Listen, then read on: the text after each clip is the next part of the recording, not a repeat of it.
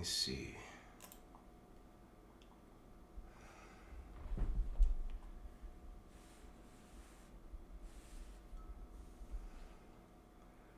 Looks like I'm getting started. I push start. I'm not seeing the live window pop up. Give me a second, guys.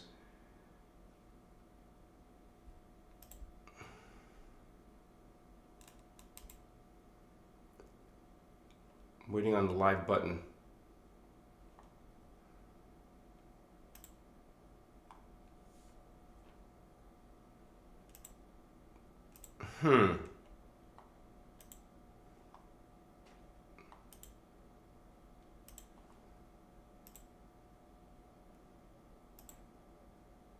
It's not starting for me.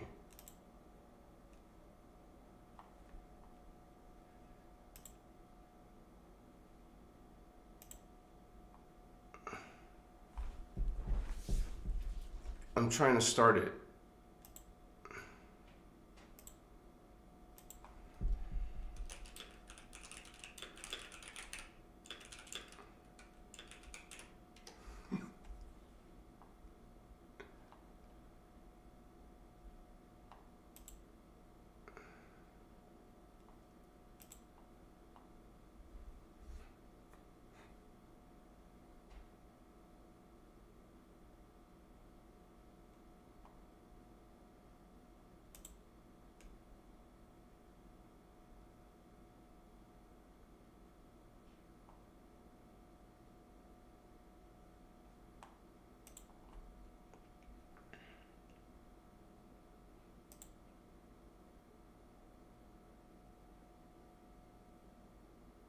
Okay. I think we might be live.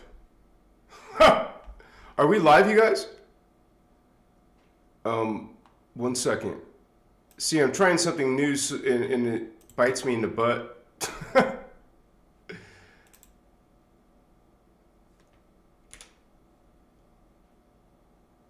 No, it still says waiting.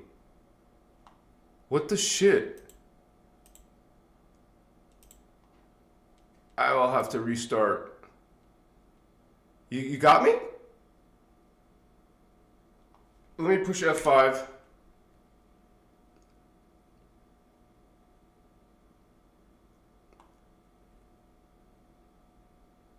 Okay.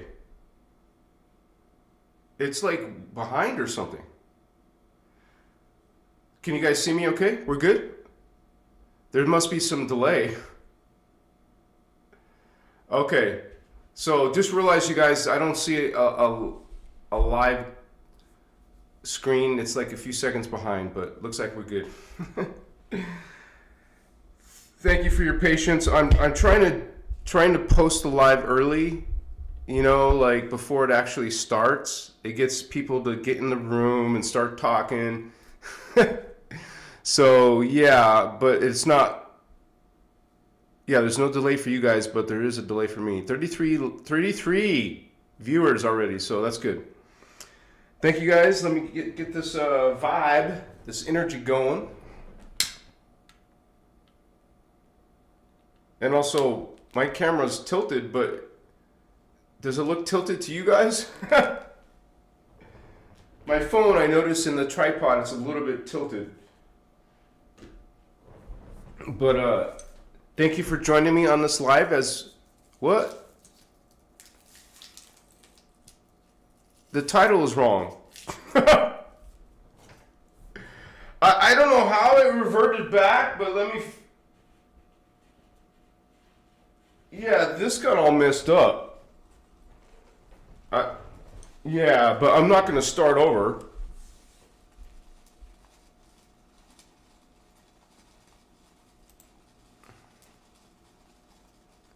Yeah, you guys, let me put the correct title in. I don't want people to be like, why are we talking about that? You know, what?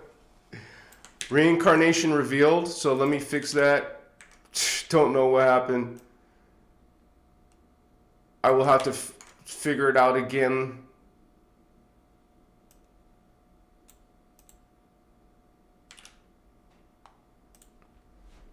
Reincarnation? Okay, yeah.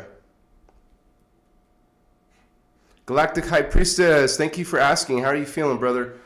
You guys can probably tell by my voice. I'm still a little bit, this has been a week, and my voice is not, because I'm stuffed up. My sinuses a little bit, I can feel. So maybe 24 hours, maybe 48 hours, I'll be okay. So thank you guys for joining us live as we talk about Reincarnation Revealed. I just wish it wasn't, let me see, behind. Let me see if there's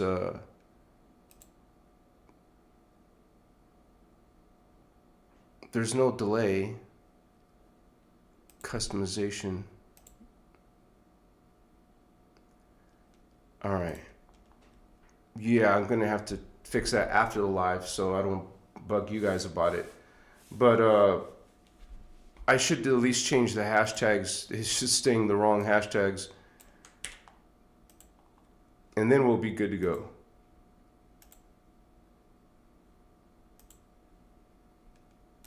So thank you for your patience. And even the image is wrong, right? So it didn't do what I wanted to, you guys. Shit. So that's fine. As soon as I fix the stupid hashtags, I'm starting here. It's not Anunnaki. It's not Indigo Children. That was last week. All right. All right, that's good enough. So maybe not everybody has experienced some type of past life memory or idea, some type of even something you have a vision of in meditation, or maybe it was in your dream state. Let me make sure you can hear me, okay? Testing. So it might trip you out because it was one of those type of dreams that was just as real, like you'll say, oh, it was so real. It was so real. That's because it was. Most of the time our dreams are just miscellaneous, nonsensical stuff, or can be anyways. But sometimes it's real as you would normally perceive this reality. In the dream state, it was real. But realize that what is the dream state? It's a different frequency vibration of the mind. Even scientists know that we have alpha, beta, the brainwave states. You go through alpha, then slower brainwaves would be beta, and then even slower would be theta. What our guest Julia was talking about last week, theta brainwaves. And then that's where most people fall asleep, but delta is deep sleep, delta brainwaves. So very fast brainwave activity, and then it slows down to slower frequency to beta, and then goes even slower for theta, and then real slow for delta. And so these are levels of consciousness. And I don't just mean alertness and awareness. It's literally a different location in space-time. And, we talk about the 15-dimensional time matrix, yes? Well, you're having a past life or future life experience, remembering. That's perception is happening at a different timeline. And I'll be talking about that in more detail as we go. I just want to introduce you guys to tonight's topic, and thank you for hanging out with us during this live. And you're welcome to ask questions. Make sure you tag Christos Avatar TV somewhere in your message, and it becomes highlighted. So thank you guys for being here. We had the interview on Tuesday, but I was gone for the other 2 days. But it's so good to have you guys come back here. We have that variety guy. Welcome, Holy One. It looks like they didn't put my... Yeah, that's as high as I can go, you guys. If you spoke before that, I'm sorry. When I push refresh, I lose that. At least until I watch it after the live. Tony is in the house. Welcome, Tony. Got Sun Champ is here. UTD, welcome, UTD. Bless you. Thank you for being a member. We got Sarah Holder. Hello, Star Sister. Bless you, Holy One. You haven't joined our 999 chat room yet. But we just don't get mad later. But we're making plans. If you want to be part of those plans, Sarah, you need to figure out a way to join us in our 999 Instagram chat group. Thank you. Just letting you know. You can't tell us later, hey, I didn't know. We've been trying to tell you. Guitar. What's up, Holy One? We got Sandra in the house. Tony Me in the house. Angelica Gomez. Greetings, Star Sister. Coach Sarah in the house. Brothers and sisters. Sandra. Thank you for being a member, Holy One. Great to have you.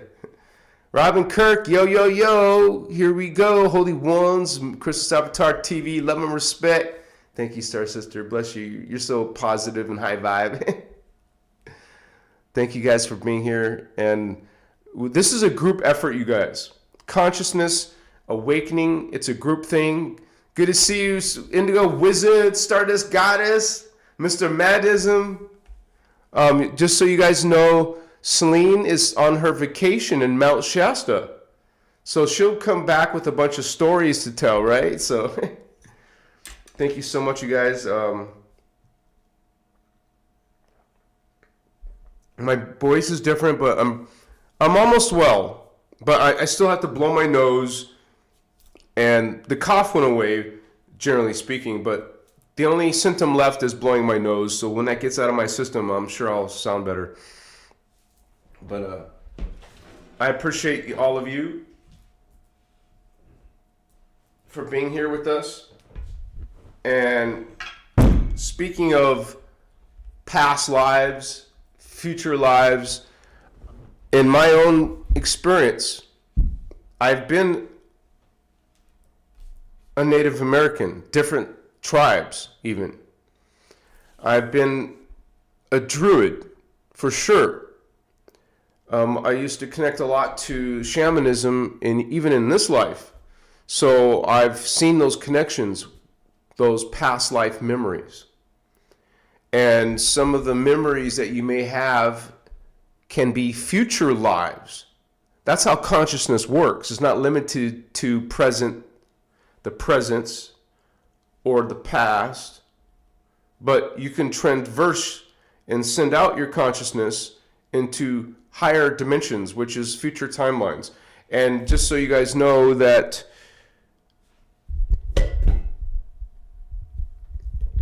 they may be perceived as futuristic, being in the future. Just understand, what is a higher dimension? It's another bandwidth of reality. It's a frequency. So those frequencies exist right now the same time as our lower frequency exists. Okay? So those are what timelines are. Existing right now, but in another frequency vibration. And consciousness can raise or lower, travel, remember, connect to other timelines, other memories. And that's what a spiritual journey is all about. And we're remembering ourselves, what the Guardians call our innerchristos. This is all of yourselves. Your innerchristos is all of yourselves as an avatar. Of course, we have higher identities than the avatar. So, but in these teachings, in the Voyager's books and beyond, because there's a bunch of video workshops, thank you for all those hearts, Holy Ones, whoever's doing that. These teachings talk about how you have all beings have a minimum of 1,728 simultaneous selves. in higher timelines, in lower timelines. That means they're going to be more advanced or less advanced depending on your perspective from here. From the 3D perspective, most of our selves are higher selves. Because we're in the 3D out of 15. So that's 12 other dimensions higher than us. 12 other levels of consciousness and density matter above us. So most of our selves are future selves. That doesn't mean you're going to have mostly future self dreams. On the contrary, since we're embodied, incarnated in the third dimension of reality, then most of your dreams will be in that state, in that bandwidth, in that timeline. But also consider that some of your dreams and experiences will be from parallel Earth. Remember, we live in the particle universe, but there's also an anti-particle universe where we have our doppelganger selves. Spiritual hygiene, cleanse, protect your space and your light body. Smother yourself, sage yourself, machiwa. That's a lot of selves, you guys. 1,728 other selves simultaneously existing. But from a 3D point of view, we perceive them as being a past experience, a future experience. But the truth is they're all simultaneously existing in their time space. So as a psychic person, becoming psychic, right? You are starting to connect to some of these other simultaneous lives. Maybe it's one of your past lives in ancient Egypt. Maybe it's a future life on 5D Tara. Maybe it's a 12D Liran Anuhazi Christos feline incarnation. Maybe it's as a gray alien in the Orion star system in the 6th dimension. Okay? We have all these different selves, incarnates. 1,728 different incarnates minimum, because some beings will have more than that, more than the default, you could say. So, like the starseeds and indigos do more incarnations because we're doing more work, like ascension work, and that's explained in the Voyagers books and some of the others video workshop series. Remember, this teachings are called either you can call them Emerald Order teachings, because that's where they're coming from, or the Freedom teachings, or the innerchristos, Law of One teachings. So it all starts with these Voyagers books, and there's something called Angelic Realities, but there's 2 Voyagers books. Angelic Realities by our teacher, Star Sister Ashiana Dean. Okay? Now, bless Yasha, but we're not connecting to that body of work. We're connecting to the Emerald MCEO work. The Emerald Order group, not some other group. So, this is a huge volume of spiritual knowledge.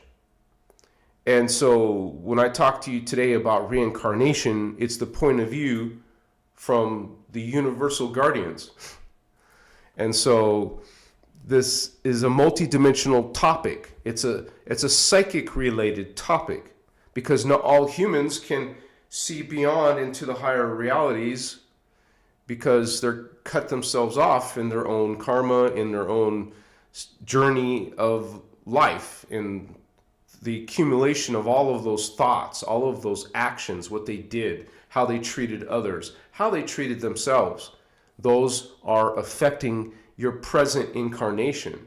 They're actually affecting some of your other selves. You are, you realize and reclaim that you're a multidimensional being. You don't just have, this life in considerations. You have many other lives and those combined considerations. You are a family of consciousness. You are a plural entity, not a singular entity, even though we perceive that as, here on earth, because most beings are not seeing themselves multidimensionally. They're not perceiving those incoming streams from their other selves because they haven't even awakened their heart chakra. You'll get a lot of psychic abilities and memories when you start opening the higher than earth chakras, because earth is 3D, 1, 2, and 3D. This is called Density Universe 1. There's 5 universes, you guys. You should all know these basics. At least start to get familiar with these basics. It's a multidimensional reality, part of God's creation of the hologram of matter. These are holographic realities. We're in a hologram field. And so it's part of God's creation. Nothing is physical or solid. It's all energy, which is consciousness. Consciousness is energy. Energy is consciousness. It's alive. So, but we're talking about, the spiritual energy, the life force energy. Most people are just familiar with Kundalini. But there's actually levels of energy, life force energy, that is greater than Kundalini. So we got 9 dimensions of Kundalini. 10th, 11th, and 12th dimension have what's called the Maharic life force energy. So that's higher than Kundalini. But that's not even the highest. There's a higher energy system beyond that called the Kirishe, dimensions 13, 14, and 15. That's our universal trinity. Those are our 3 families of consciousness. The blue flame, Elohai groups, the gold flame, Seraphi groups, and the violet flame, Amethyst order groups. So Brahmarama, they're called. So this is part of our identity. It's part of who we are as spiritual beings. We're having multidimensional thoughts. Not all humans, most humans may have a couple of paranormal thoughts, experiences in their life, and whoa, that's too weird for them. They just forget about that, put that away somewhere in their mind. But then there's those who are on a spiritual journey, who are welcoming these spiritual, supernatural, paranormal experiences. Because we're thinking about spirits, spirit guides, angels, archangels, and higher entities, higher identities. As a matter of fact, most of the beings you're perceiving or believing are spirit guides, because that's a New Age term, you guys. What you're thinking may be you in a higher version of yourself. Why wouldn't your version of yourself, it doesn't want to scare you, it'll appear as a friendly animal. Excuse me. Remember, I'm still a little bit sick. Let me stay hydrated.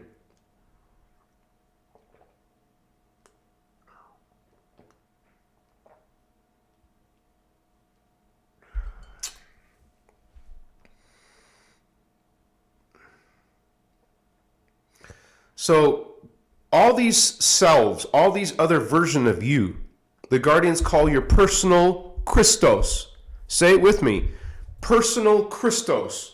1,728. Someone please put that number in chat. 1,728. 1, 2, 3, 4, 5, 6, 7, 8, 9, 10, 11, 12, 13, 14, 15, 16, 17. You're going to be counting and counting. You're going to be counting yourself. Counting yourselves. We're plural. We're a collective, homie. We're spiritual badasses. Give me 5. What's up? We don't act like it down here. We don't remember that all the time. But we're trying to reclaim that higher self, higher versions. Thank you waking up together. Yes, you guys. It's important to say these words, especially when we're talking Anuhazi words. Shaddai Ure Akum Tan.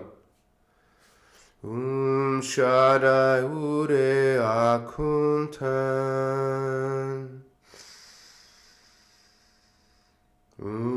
Shaddai Ure Akuntan.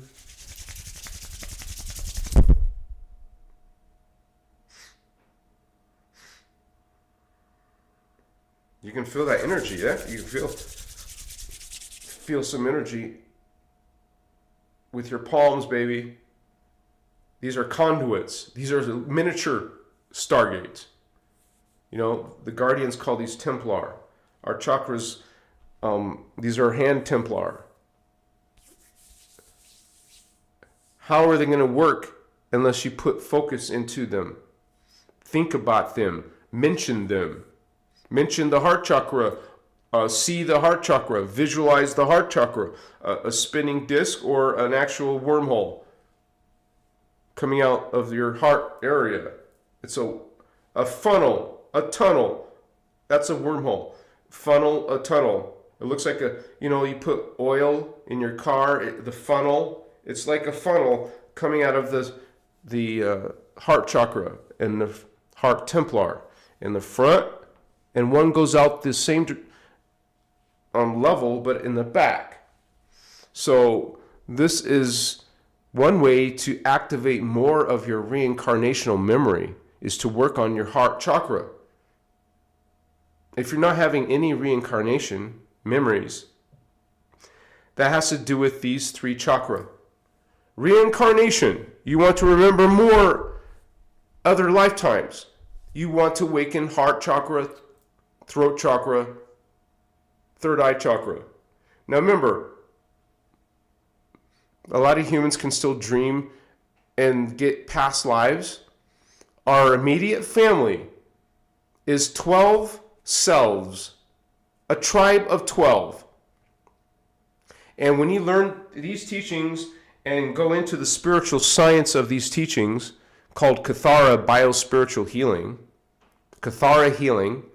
So I'm sure one of our moderators will put a link for that. They're for free, you guys. We share this profound knowledge for free. I have a membership area, yes, but that's just for people who want to donate and support this work. Become a member, you're supporting this work. I put some extra things in the memberships, but it's mostly just trying to get, this. Like, I work full time, so I need some type of exchange of energy, for that. So, but yeah, this is free links, free videos, workshops. We have links to all the video workshops. There's one on BitChute. Why? Because YouTube takes down some of Ashiana's videos. Or Ashiana's company herself. You will see a channel that has a bunch of her videos disappear. But that doesn't happen on BitChute or Telegram or other sources you can find this body of knowledge. So reincarnation, anybody can have it, or memory of it, of your past lives. And people say that, past lives, but there's also future lives. So just remember that. You remember yourself as an Egyptian or some Lemurian priestess or some Atlantean. Cool. What about the future? Most of my memories are from the future memories. I'm talking about hundreds of thousands of different memories in my medicine work, in working and activating. And so one thing you learn about the DNA is that a lot of our memory is in dormant state. The DNA is only partially activated. Like, out of 12 strands, most humans only have a few strands activated. Well, every single strand that's dormant is going to have memories. So if you're awakening yourself, you're going to be awakening memories. Activate equals memory. So that's kind of like incentive. And I've gotten used to people asking me all the time, can you help tell me who I am? Can you do a reading on me? You guys, I don't do readings. And that topic comes up sometimes because there is an impersonator. Someone is impersonating me on Instagram and TikTok. They're asking people for readings. That's a cult. That's New Age. I do not practice that. You guys should know that. I'm not going to look through my members list, just pick someone and start communicating. Hey, how you doing, lovely one? Do you want a reading? That's red flag. I don't do that. Someone said that to me today. I had to tell them, nope, that's not me on TikTok. Nope, that's not me over there. And it's really silly, you guys. If you get burned by one of these guys, it's really silly that you didn't go. When it starts coming to money, you should look at the channel. How many members are on that channel? Do they have 200,000 members like my official channel? Oh, they only have a few hundred? Okay, why are you asking me if that's me then? You guys should know it's not me if it doesn't have 200,000 subscribers. So, anyways, that crap doesn't happen on YouTube. YouTube takes care of impersonators real quick. They tell me when someone's using my work. Instagram don't. Instagram don't care. TikTok don't. TikTok don't care. So, you're going to be dealing with impersonators. Sorry. So, let me put some more amber on. So, write it in the comments if some of you remember some of your past lives. Because learning to know your past lives is a spiritual journey, you guys. And parts of your higher selves, if you're not activating yourself, they can't get through to you. They can't communicate to you. And they're not going to go against your free will. That's how the law of one rolls. We don't interfere with someone's free will. It's kind of like Star Trek Prime Directive. You don't interfere with some civilization's evolution. They have to go through the evolution themselves. You can't just give them super advanced tech when they haven't developed it in their own minds.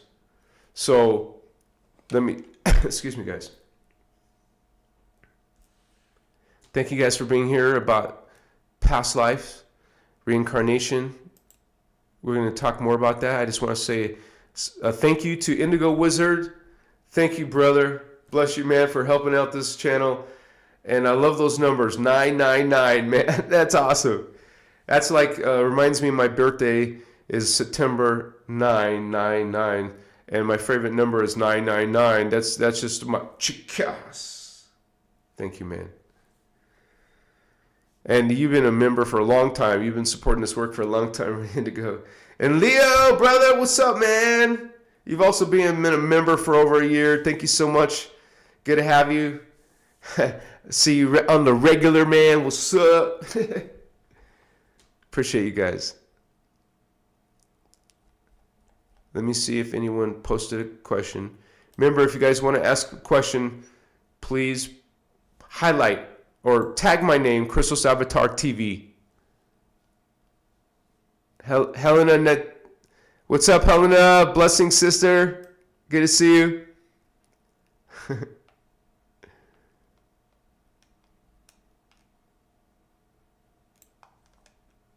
Yeah, that was it for questions, so. But let me show you guys think about this. It's all about your Templar activation, your chakras. If you don't have no activations, you're just a normal human having regular dreams, not having past life memories, not having, some contact because you're blocked. Not as if you can't change that. The goal is to go on a spiritual journey, heal your body, your emotions, your mind, psychology, your spirit. Practice the 12 attitudes of mastery. Practice the 12 responsibilities of mastery. Practice unity consciousness. Practice omni-love in Christ consciousness. In your interactions with other people. Maybe we were always nice and friendly and kind.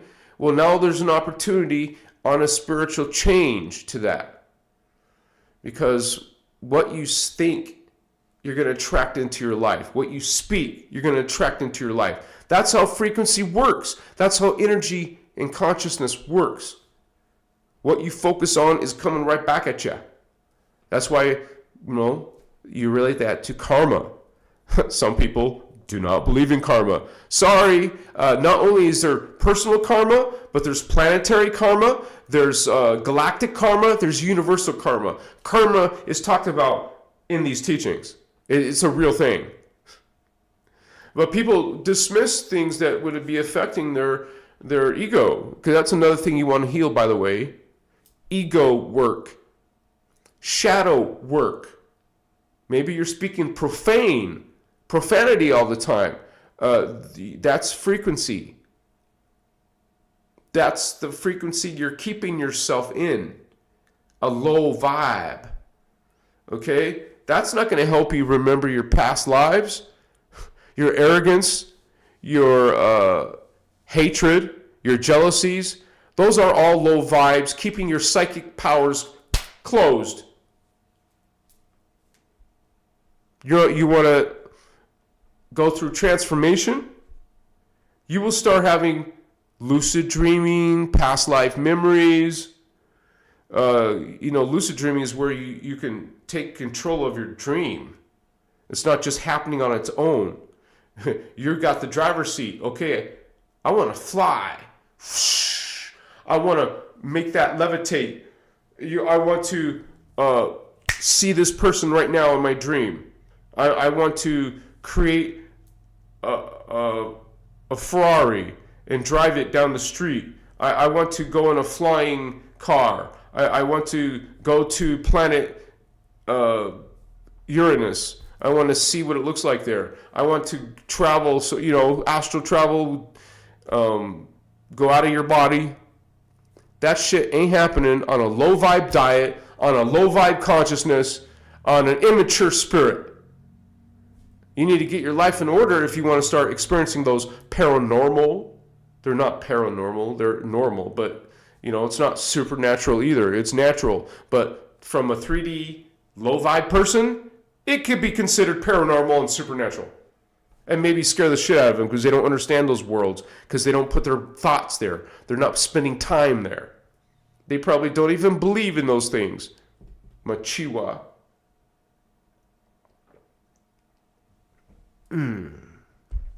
What's up, homies? Pruda 69. Does ayahuasca help us start dreaming in higher realms? So want to see where I can go in a trance. Well, it's not going to suddenly make you have fantastic dreams now in your life. But when you're taking the ayahuasca, for sure, you're going to be experiencing, you would say,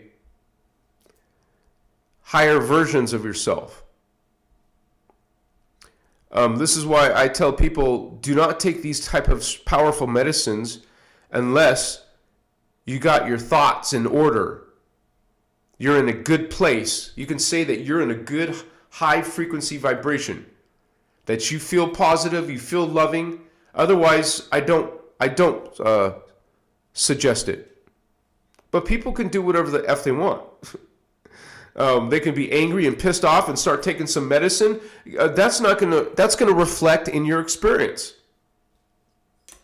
But people will do immature things or do irresponsible things anyways, because they're in an irresponsible state. They got an I don't care attitude. They're profane, trying to experience the sacred. It doesn't work. You got to be sacred to experience sacred. Being profane is only attracting profane experiences, fear-based experiences. dark shadow experiences. You change that channel, you change that vibration by thought. Change your thinking, holy ones, and you'll see the results manifest in your life. It's like a power, if you can harness it, that can change your life in any way you want to. So, machiwa. I would say that for sure, ayahuasca or psilocybin, these things are not going to be encouraged by other Christos people. As your brother Ahanazi, I can tell you that it was indispensable in my spiritual awakening journey. Indispensable and undeniable. Including ayahuasca. But I only took that once. Well, it was a few times when I was in Peru. That's why I went to Peru. I wanted to have an authentic group, authentic place that was focused on healing and focused on awakening. And it was in the Sacred Valley of Peru. A once-in-a-life type of thing, you guys. Truly. Now, you can get them from churches in America. That's how they get away with it, by being a church. There's still some kind of not sure where they stand legally, but as a matter of fact, just created a non-profit organization called Azurite Guardian Temple. Excuse me.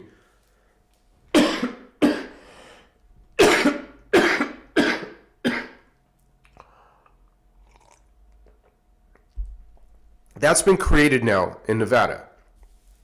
Azurite Guardian Temple. But I still have to go through the IRS to get, what's it called? Some type of status, not where people can get tax write-offs. I still have to do that. Or not to be taxed. But I thought if you're at least in Nevada, you're already covered, because that's different. I mean, you don't even have to have the word corporation. So if people want to donate a big donation, you can do it through my nonprofit. And everything that goes to my nonprofit, of course, is going to be about either, creating something that's for the future community of Christos Avatar, whether that's in Sedona or Las Vegas. I'm starting to I think I want to stay in Nevada, but I'm not sure.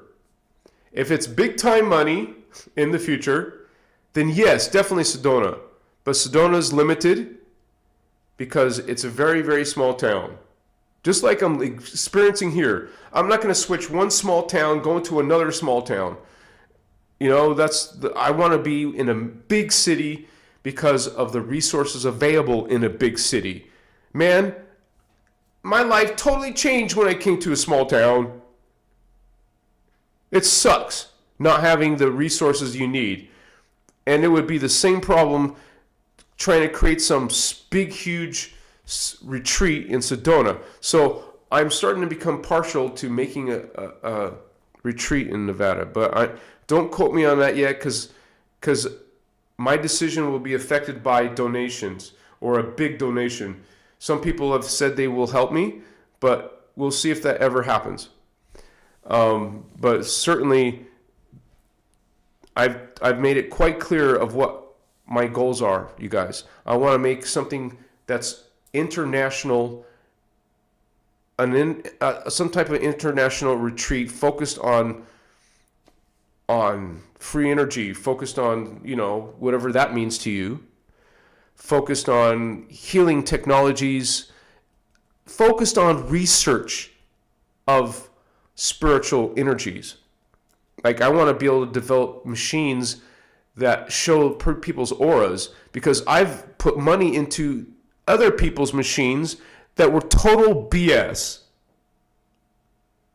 Had no spiritual science behind it. And it was some aura reading machine, was $5,000. That was like 10 years ago when I can afford it. I found out it just connects to your galvanic skin response. What the F is that? So you're not going to be getting multidimensional frequencies on a computer screen from a freaking galvanic response. You see what I'm saying? But there is truly potentials and applications in creating pyramids and making them as healing centers, making them as out-of-body centers, teleportation centers with consciousness. So people who want to invest in that, who want to see that in this lifetime, because it will happen. I know it will happen. It's going to happen. That's what is behind this charter, homie. What's up?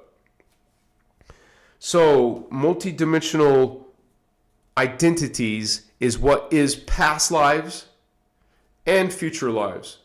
Now let me show you on the diagram real quick. The 15-dimensional time matrix. Let me open it real quick.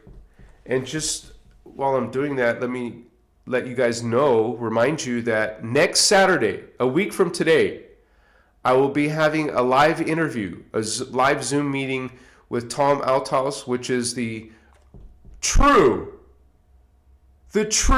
author of The Matrix. And I got people saying somebody else is Sophia Stewart. No, it's not Sophia Stewart. Sophia Stewart is part of the stealing of Tom Althaus's work. And you guys, I just got to say that what is Neo's name? Do you know Neo's name? It's Thomas A. Anderson. Tom A. They're mocking the true writer of The Matrix, the one who they ripped off. It's based in his story. He's Neo, and they're using his name in the character name of The Matrix. It's not Sophia Stewart, homies. But they also show in the interrogation scene.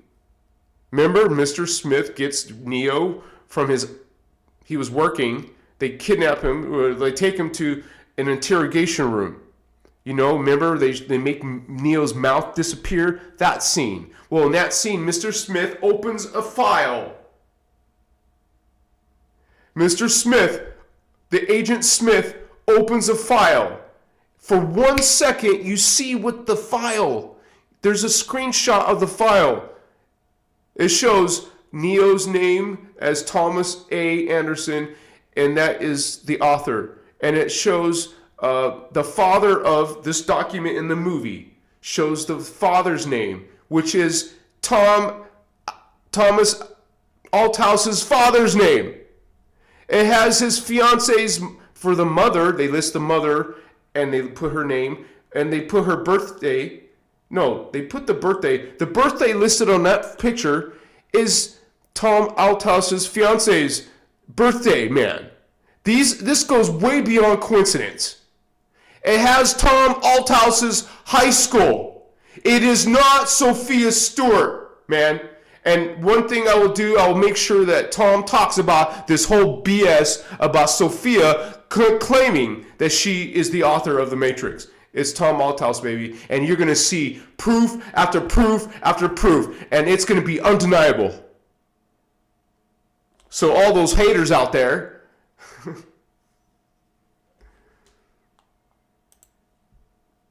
me bring up this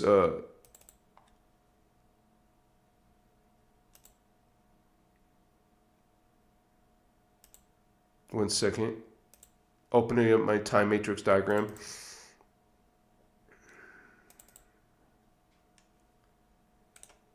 Of course, it's not opening up Photoshop. And I just have to say, man, I'm just going to do this.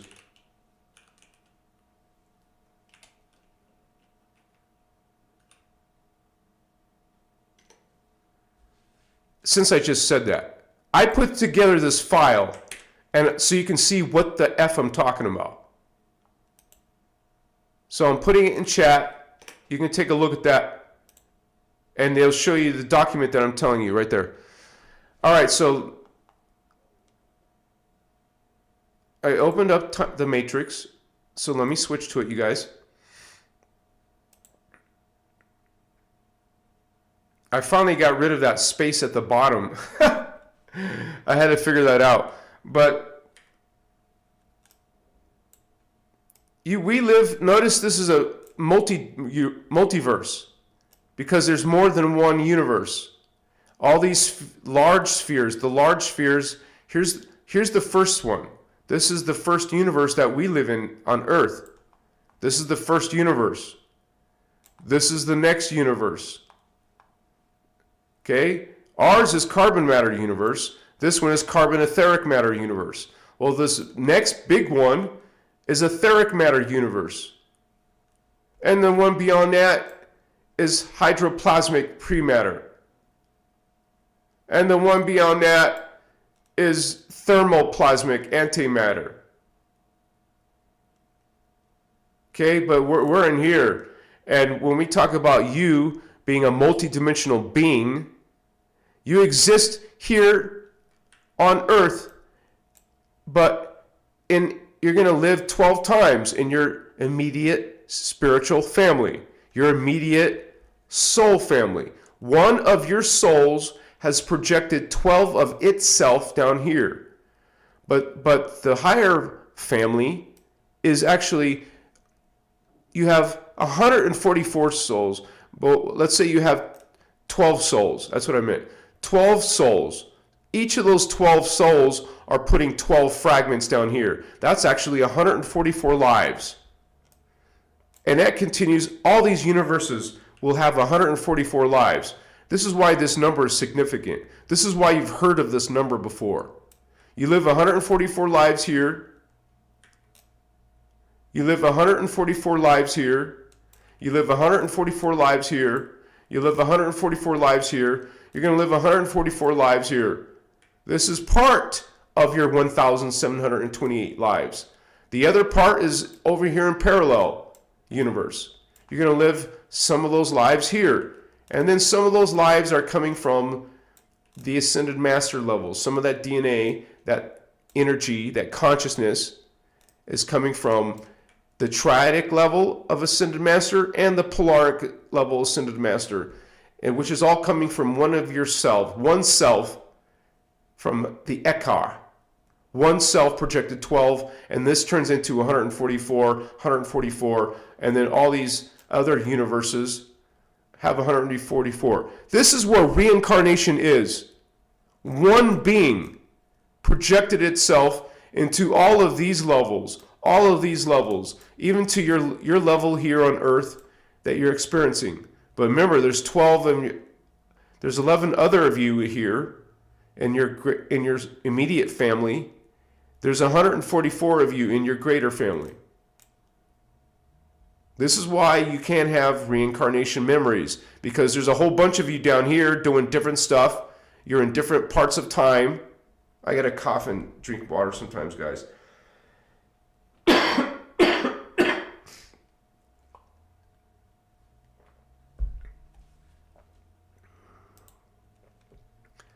I actually want to pull up a different file that shows that.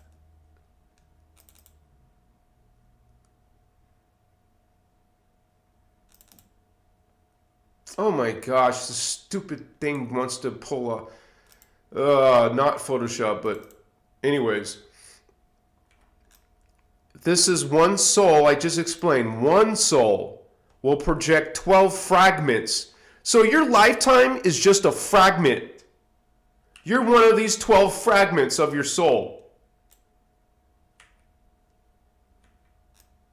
Let's say it's 2025 near here. You're just one piece of your greater soul. You're 1/12 of the consciousness of your soul. Can you imagine how powerful and your soul is? We're just experiencing in this Earth system a very small piece of our consciousness, man. But remember, this is simultaneous.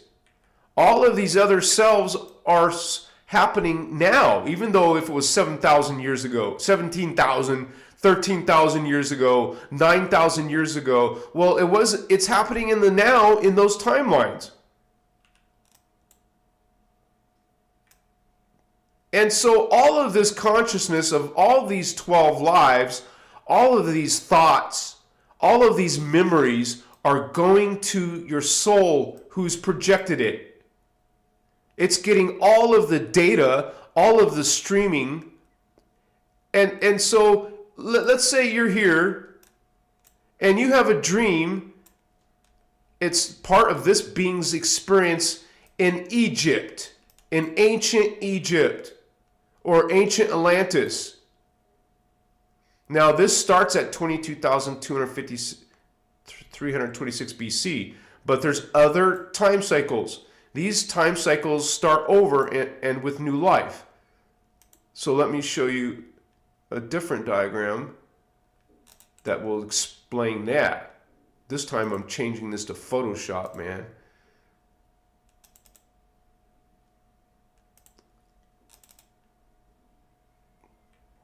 So this is this.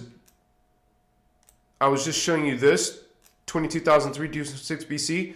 Well, there was another time cycle before this one, which ended at 22,326 BC, but it started way back in 48,882 BC. But, you know, consciousness, they're using stargates or portals. You would be jumping around to different time cycles. Look, this one's going to a different time cycle, not the one that we're in here. This one's going into another time cycle before that. And this is actually where we started some of our Atlantis experiences, some of the Lemurian experiences, way back 75,000 years ago with Lemurians. See, Lemurians came in first, and then some of the Atlanteans started coming in. And so this is a profound thing that's happening on Earth. This is part of the genetic hybridization of humans on Earth. It's a multidimensional experience. But this is what's happening. You're living 12 lifetimes, but some of those lifetimes could be in let's say, Atlantis way 50,000 years ago or 75,000 years ago. And you could be dreaming about that because you're connected to your soul who is existing simultaneously in Lemuria, in Atlantis, in 2025D America, for example, or Australia, wherever you're at in the world. This is how your dreams, your experiences of past lives is happening, guys. It could be all over the place because you are all over the place. Or you could put intention. You put intention when you're doing dream work. Say I to your soul. I want to experience when I was in Atlantis. I want to then you're going to have better, more accurate results. Instead of just a dream that's happening to you, you're going to take control of your lucid dreams and make it a spiritual experience. Learn something from it. I gotta keep drinking, guys. Excuse me.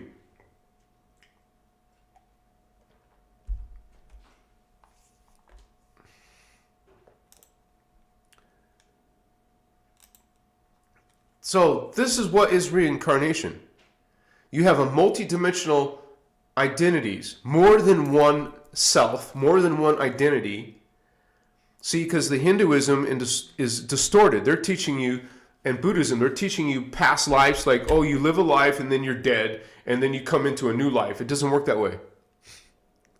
Everything is simultaneous. So going into the moment, into the presence, into the now, that makes it available to you to become aware of different time space, different versions of yourself, especially when you're a person living in focused thoughts, manifesting thoughts, intention, using intention with your thinking, not being someone just floating in life and has no direction. That's just going from one experience to another experience. You know, people who like to just be spontaneous all the time. Spontaneous, spontaneous, spontaneous. No intention, no direct laser-like thoughts. You're just going to be like this. Just scattered brain. Scattered here, scattered there. Oh, there's times for spontaneity, but not 24/7. Sometimes you want laser-focused intention. Speech, spelling. You're going to tell the universe, tell your soul matrix what it is that you want to manifest. You have a spiritual will, but most people don't exercise spiritual will or focused thought, do they? They're just too stuck in being pulled by what they're thinking, what they're hearing, what they're seeing. Circumstances are running your life. Machiwa. What's going on, homies? Much respect to all of you and your reincarnation memories.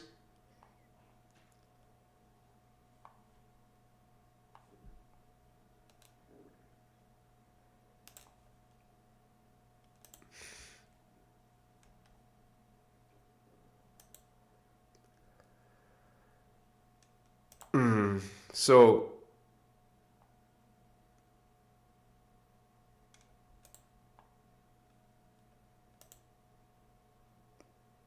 someone is trying to be silly or something. Who am I talking to? I'm talking to everybody who's live. See ya, Angie Williams. We don't need some silly nonsense. Goodbye. Peace out.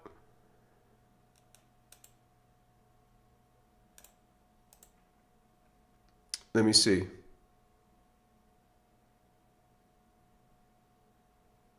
Yeah, you guys are talking about twin flames? Yeah, when it comes to 12 simultaneous incarnations, it's male, female, male, female, male, female, male, female. You notice it's not female, female. It's not male, male. You know, gender is literally the other half of your DNA template. So two males, let's say you're bisexual or homosexual or whatever. Maybe you're trans and trying to change your sex. You guys, this is not what is part of your divine blueprint. You don't put two negatives and two positives. Oh, you can do whatever the F you want. Just realize it's not in your best energetic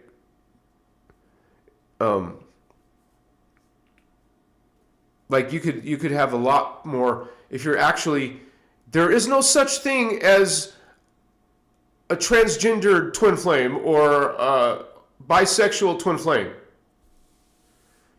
It doesn't work like that. You know, there's a specific charge in the male, a specific charge in the female, because it's part of your DNA template. It's the splitting coming together. Because a being who's androgynous, an androgynous being split into a male and a female. An androgynous being did not split into a male, a female. You know, I'm just trying to tell you from an energy point of view, you guys. And I just picked that up because someone's talking about it in the chat. But anyways, it doesn't always mean you're going to meet this person. It doesn't mean they're even going to be in the same time vector. You know, because you live in all these different time periods, you may never have a chance to meet them. But I've heard Ashana talk about that most of there's three of these pairings. No, two. Two of the pairings are twin flames. And most likely you will meet them. But like, I haven't met my twin flame, so it's possibly she's in another time vector. Or I just haven't met her, but you would think that would have happened. So, and I feel quite content if I'm going to be single, that's fine. I'll be okay. I'm not lonely, I'm not depressed. I'm actually just too busy working, man. But yeah, it's not always romantic, you guys. Just saying. And if you want to learn more about that, I suggest go through the Cathar workshop, go through some of the Dance for Life, Dance for Love, Dance for Joy workshops. Check out the other. There's some workshops that may talk more about the sex aspect. So my screen just has to be refreshed.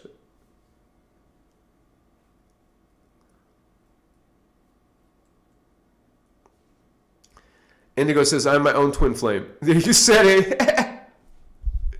You said a holy one. So I'm going to put a poll, you guys, and please answer the poll. No one will see your answer. You don't have to worry about being embarrassed about what you say, because nobody's going to see who said what. Ask a question. Do you remember a past life? Any past life? A past or future life? Even just one. Yes, no, or I'm not really sure. I'm not sure. Because maybe you have some weird event, but you don't know what the hell that was about, but maybe it could have been a past life. I'm not sure.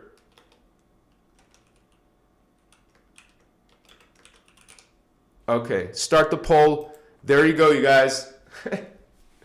And please write your testimonies in chat too. Why not? 100% say yes. Now it's back to, now it's 64%. See, it's going to go like this and go like this until it evens out. 62%, 65%, 58%, 61%.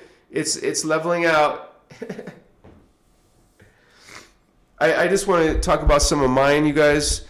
Remember, it's not about comparison or anything like that. It's not ego to talk about your past lives or future lives. For past lives, most of my lives have been in future lives. I mean, the ones that I remember are mostly future lives. But I remember being Native American several times.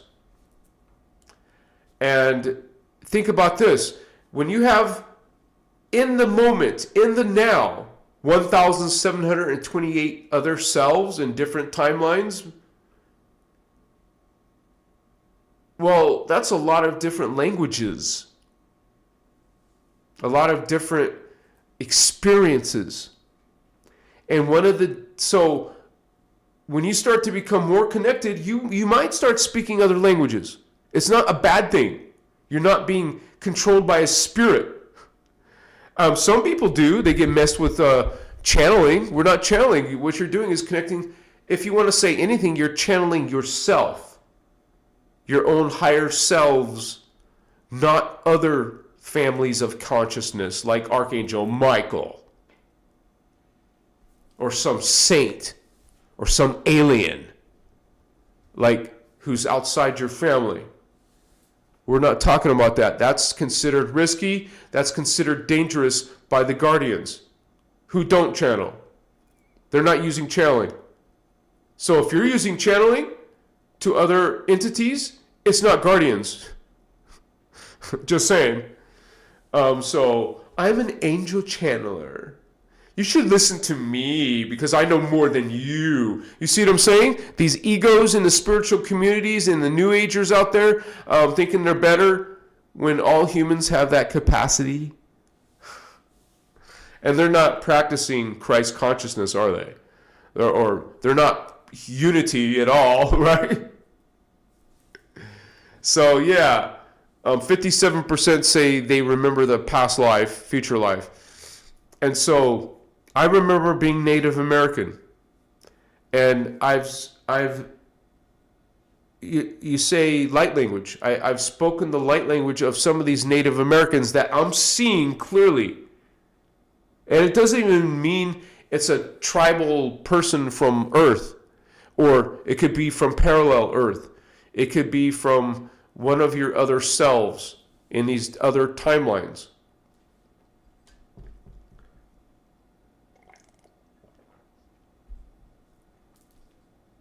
These timelines are part of the hologram, their frequency bandwidths. You can travel in time with your consciousness. But there's all kinds of governments, secret militaries, and underground bases that are traveling through time with technologies, with machines, with UFOs. Because of throughout the hologram of matter is networks of portals, both natural and ET created portals. Elder races have created highway of different portals, different timelines that you can travel to. Some of those portals will take you to inner Earth, parallel Earth. Some will take you to other dimensions, like a Stargate will take you to another dimension. This is why we can have all kinds of weird-ass memories of other selves that aren't even human-looking. So, while I remember myself as a Native American in the past, I see myself as a freaking human, no, not human anymore, an Azurite,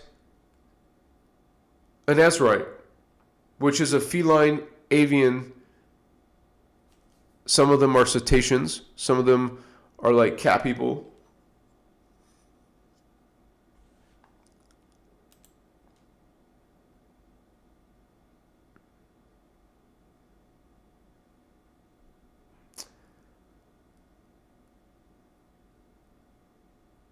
Okay, you see how we're talking about Christ consciousness, and this Angie Williams wants to come on and talk about being way ahead of you? This is not unity, sister. This is not Christ consciousness, Holy One. In the sacred universal law of one, there is only one. There isn't a bunch of me's, a bunch of you's. There isn't a they, a them, an us. There's only one.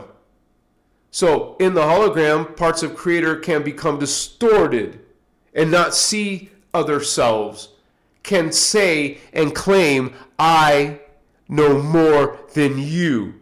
You understand that distortion? There is only one. There is only the one. And unfortunately, there's some of us here experiencing a distortion of that identity and creating inequality. This is the phantom matrix. These are the fallen angelic conversations, the fallen angelic relationships, the fallen angelic identities. This is Metatronic death science. This is an attack. That is an attack. We don't allow it in our sacred space, in our relationships and conversations. We put boundaries on that. It's not about comparison. I'm better than you. It's in all humans' capacity. But all humans are not on a spiritual awakening journey through their own choice. They might have to go through lifetime after lifetime after lifetime, repeating another life until maybe someday they'll get it right. Or maybe they'll even start falling and return to Creator through the fall path, through the path of chaos, through the path of losing themselves, forgetting themselves, destroying themselves. That's the destiny of sorrow. Do you want to return back to God that way? Or would you rather return back through God, through unity consciousness, Christ consciousness? Through awakening and remembering thyself, all of thyself. So, reincarnating or past life memory is remembering thyself. So you're in a path of expansion to awaken and remember yourselves, plural. You guys, because of this cold, I have to blow my nose. So let me mute my mic.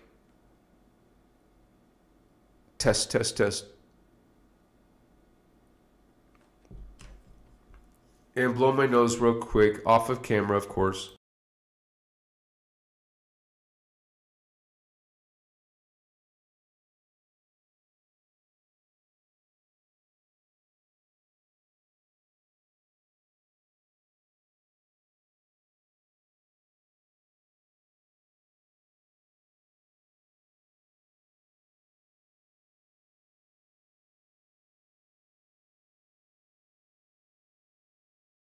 Thank you guys.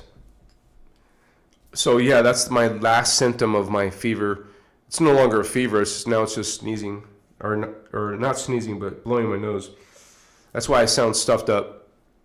But yeah, I've had lifetime memories of either Incan or Mayan, or maybe both. But definitely, I think that's why I'm incarnating again in this Arizona, Nevada, California area. Because a lot of my lifetimes have been in the desert, in the Native American tribes in that area. And so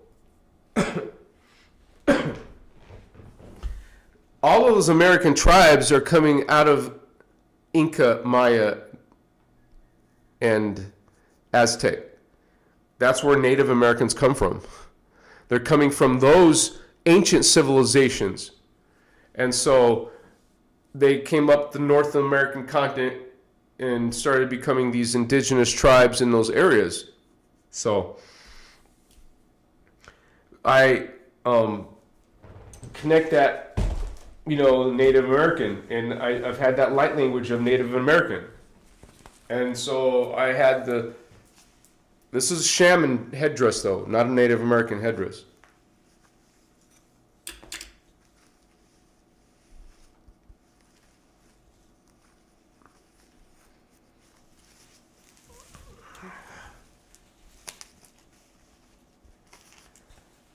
My Chihuahua holy wands. So let's say you remember yourself as a Native American, like in my example. Out of respect, you learn about those, like you learn as much as information as you can and trying to find some dots in your life. So that, like some things that were very peculiar. You pay attention to those connections, you guys.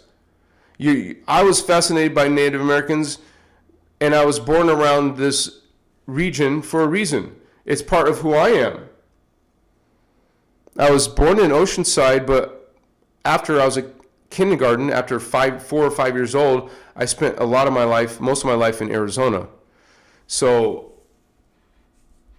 we've had a lot of experience with Native American cultures in my life through the different places. I lived in Chino Valley. I lived in lakes, the White Mountains. They have American cultures up there.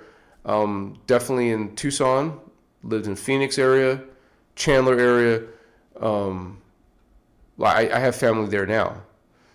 But anyways, I'm not Native American this life, but I've spoken these languages. I've seen these visions. I've seen these identities. That's what my point is.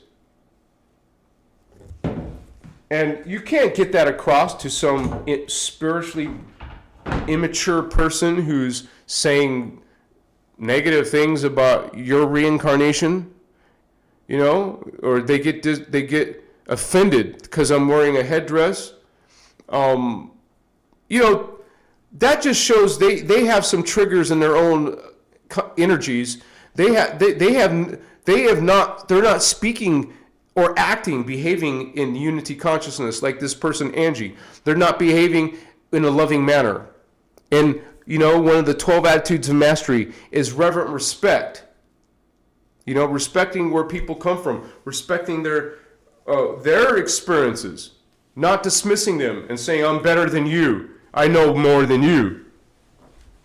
Get this ego out of here. This person still has their ego right up roaring like a raging zit, a pimple. It's just a raging ego. They're not fooling anybody. Anybody awakened? So, also I saw myself as a druid. I've seen myself kind of like a Gandalf style. What do you think this is gravitated to? In your personal life, you'll be interested in certain things. You'll have special skill sets, certain skill sets, because of your past lives. And you will see that in your bloodline. Some remarkable bloodline. But what are you? Are you O negative, O AB negative? Are you some rare blood type? Is your family got different blood types, but you notice the ones in your family who are exceptionally different? Machiwa.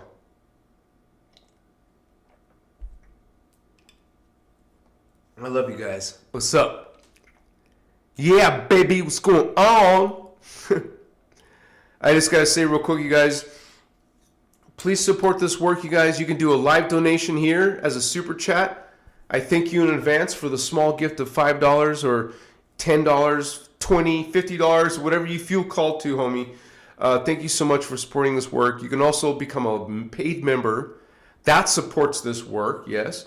You can cancel your membership anytime, but just realize that that exchange of energy helps me do this full time. And you can also check out my Etsy shop. It's linked below. I have a PayPal link below if you prefer to donate in private. There's also, I sell crystals and artwork on my Etsy shop. Thank you guys. Just want to say that real quick. And think about this. Those other selves, those other reincarnations is what makes up your greater identities. All those Native Americans I was, all those druids I was, all those magi's, all those priest kings, those are all what make up who I am. But if you're not plugging in to your family of consciousness, you're not really benefiting from that. Think about this, a lot of the most brilliant people on the planet are probably have a greater mentality because they're connected to other brains of themselves, other knowledge of themselves. It's a collective, it becomes a collective knowledge, a collective, you would say, skill set. Why am I completely different than my brother and completely different than my sister? We all were raised by the same parents, but we all have things that we like differently, all things that we dislike differently. Why? Because you're not the body. You're the soul essence who's coming in to that body. I have a different soul coming in to this mom-dad body than my brother and his soul essence going into his connection with, combined with our mom and dad. So when you create a child, it's the combination of 3 souls, 3 DNA, your mom's DNA, your father's DNA, but also the baby soul's incarnated DNA. We exist as a morphogenetic field in the core of the earth, or the core of wherever our morphogenic collective is. We have a weird situation because we're not from planet Earth. But anyways, you have that part of who you are. This is why my soul came from a different location than my brother and my sister. And I'm going to be living 12 different lives, and they're going to be living 12 different lives, and my sister's going to be living 12 different lives, and all of those lives are giving them their skill sets, their spiritual connections, their spiritual memories. This is truly what is reincarnation, you guys. Multidimensional skill sets, multidimensional thoughts, multidimensional tendencies based on your collective identity, collective part. Now, you're not going to be as much influenced by your higher, more farther out connections, but they're always there. That potential is always there, especially when you learn the Emerald Order teachings. Emerald Order, okay, Ashiana Dean. It will teach you how to activate 12 chakras. Okay, most systems only talk about 7 chakras. Wow, that means only 7 dimensions of your identity. You're getting chump changed. What is that? That's nothing compared to your true 12-strand diamond sun Christos, homie, what's up? Okay? I don't know about you, but I want to activate 12 chakras, not 7. The root chakra, red ray, near your butt. The groin chakra, sacral chakra, orange ray. Solar plexus is the yellow ray. That's human consciousness. Starseed, indigo consciousness, and any earth seed that's starting to awaken beyond the solar plexus, the mind, the reasoning mind, which is also the ego level. If you got into the heart chakra, the green ray, blue ray, throat chakra, third eye, indigo ray, excuse me. This is violet. 7, crown, violet. The back down here is the thymus. This is throat. This is heart. It's in between. It's called the thymus. This is a gold chakra. There's a one going intersecting your third eye. Like a unicorn. Okay? That one is silver chakra. Gold, silver. Above your head is dark blue chakra. A foot and a half above your head is dark silver. And then the one below your feet is your 12th one, is pure white. That's the consciousness you want to awaken. You want to awaken that silicate matrix. And in this spiritual war, the fallen angelics don't want humans awakening their 12 strand. They just want us disempowered. This is why they infiltrated and mutated our DNA. So you can't gain those higher levels of yourselves. They want you only stuck in 3 strand or less. That's no higher wisdom. That's no higher soul consciousness. That's no higher oversoul or avatar consciousness, because you're being cut off in your DNA. You can't access the heart chakra. There's also something called the 666 seal in some of the humans, where it's, the crucifixion, the real crucifixion is in your energies. When you block the energies, which they've done, now you're stuck also in a reincarnation loop over and over. You're not going anywhere, so you got to come back and reincarnate. Instead of ascend, you're retaking the 3rd grade over and over. You're stuck in 3rd grade. You're not going to 4th, 5th, or 6th grade, for example. This is a spiritual war, guys. So the human race is under attack by Anunnaki forces and different races of reptilians, mostly, not only, because the secret space program talks about 22 different civilizations that are messing with our DNA or working on our DNA, influencing our DNA on Earth. It's called the Grand Experiment by the SSP narrative. So just be aware that humans are being heavily influenced by other races off-world.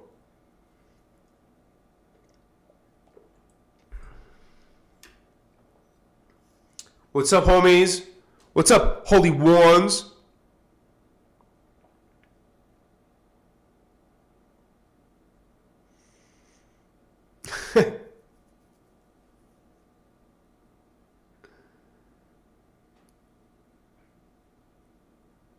Yeah, you'll see some satellites in space, right? I've seen UFOs, though. I've seen ones go right across the mountain I was camping. So close. Like I even was hiking this mountain. I hiked that mountain to the top. I walked all the way across it. It's got a flat top, like a mesa. And I saw deer up there. I saw some weird stuff up there. But later, when I was sleeping, the UFO came across there. And it cloaked. It went into cloak mode. So definitely not something like a satellite, but something more, right? And this thing came in like this from the sky. Okay, so there's a portal up there, or there is no freaking dome up there, because this thing came from upwards and came downwards, like not like this, but like this, and then it slowed down.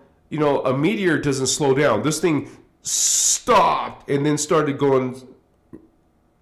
I don't know what speed that is, but it went across the mountain and then went cloaked in front of me. So that was crazy. But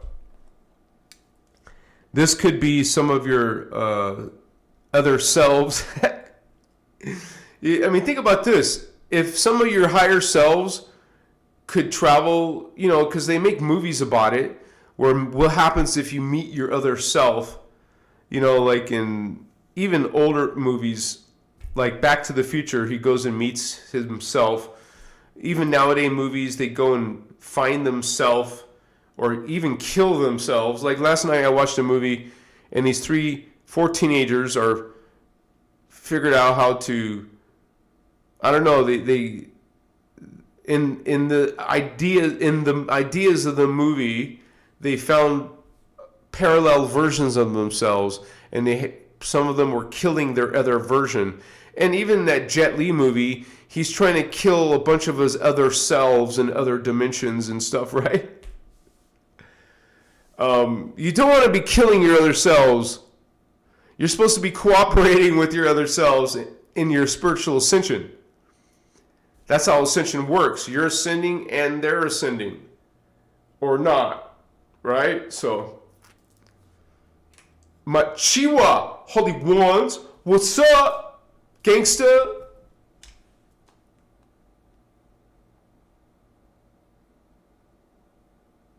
Thank you, Etheric Prisms. Good to have you, Star Sister.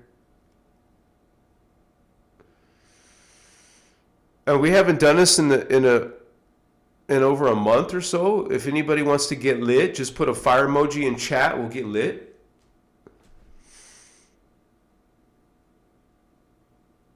Indigo, yeah, brother. It went away. It took longer than you said, but it went away. Yeah. I don't smell it anymore. I kept the door that it was in open so it got to waft out a bit. But, yeah, man, I can't, you know,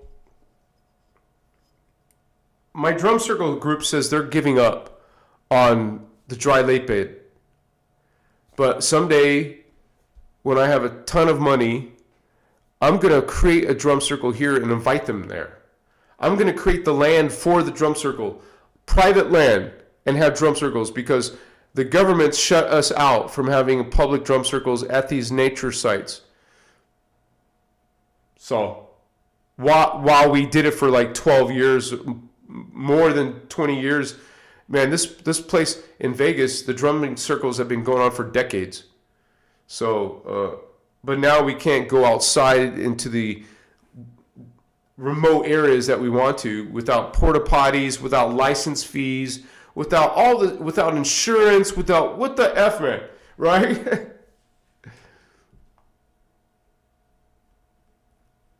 What's up, homeboys?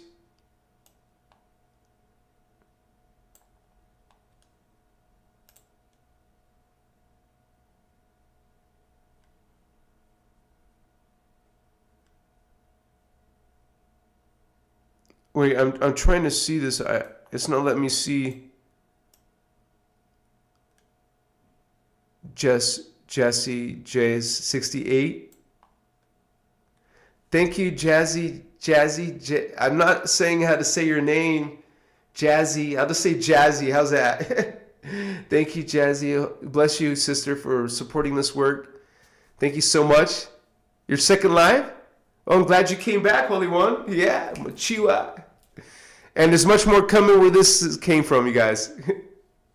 Thank you for that, sister. Sam the Cat in the house. Thank you, Holy One, for supporting this work. Woohoo! Yeah, baby. What's up? Sam the Cat. I haven't recognized your username. You must be new here. Welcome, brother. We got Jay Saxman became a new member. Welcome, Archangel. You get the 15-dimensional time matrix diagram with an avatar membership. So, bless you, brother. Sir Madism Angel, I love you, man. Thank you for being part of this, brother. And I just want to say, you guys, that I may not be speaking at the Vegas show in September, but I will be going. I don't agree with the promoter on everything, so he wants to charge me exuberant fee. I don't think you should charge the speakers at the events. I mean, they're the ones making your event. But some people don't charge. Some people want to charge you money to speak at an event. It doesn't make sense in my brain. It just doesn't make sense. But I'm still going to go to that event. So I think Starman might go. It's in September, you guys. It's the alien event in September. I'll be posting more details about it.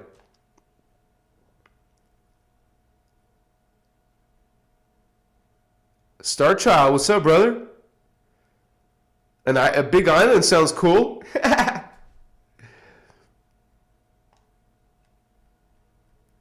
Wow, Sir Madison wants to get lit. Sam the Cat wants to get lit. Pink Lemon. Wow, we got several of you guys. All right, guys. We haven't got lit in a while on my channel. Just to all the haters who are against, if they call it a drug or they say it's bad for you, let them say whatever they want. With my God sovereign free will and my other brothers and sisters, we're going to get lit, but I have to go get it. So let me go get it. Be right back.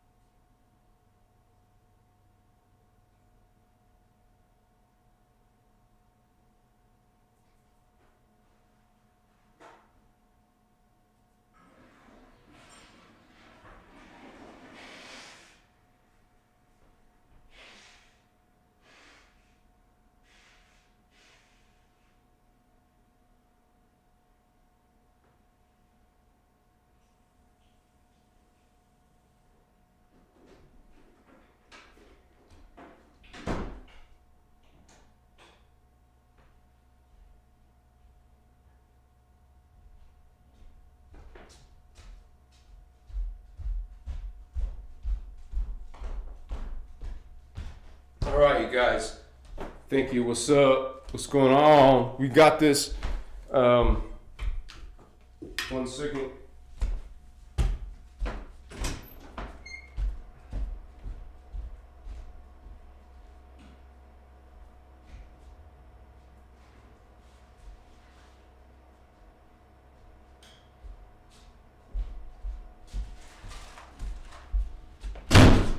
All right. I wasn't sure about this, but part of me wants to do it for sure.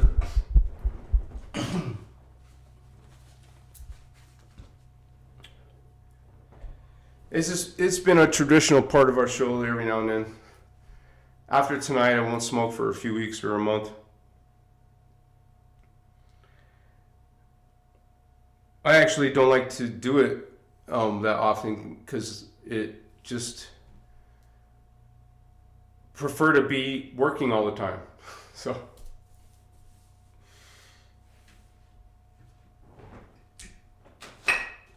now, because, you know, somebody asked that question at the beginning of the show, would ayahuasca help you see a past life or whatever? Yes, it could. Most likely will.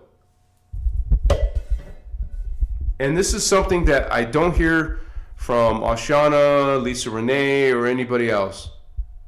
But I believe medicine temporarily activates your dormant DNA.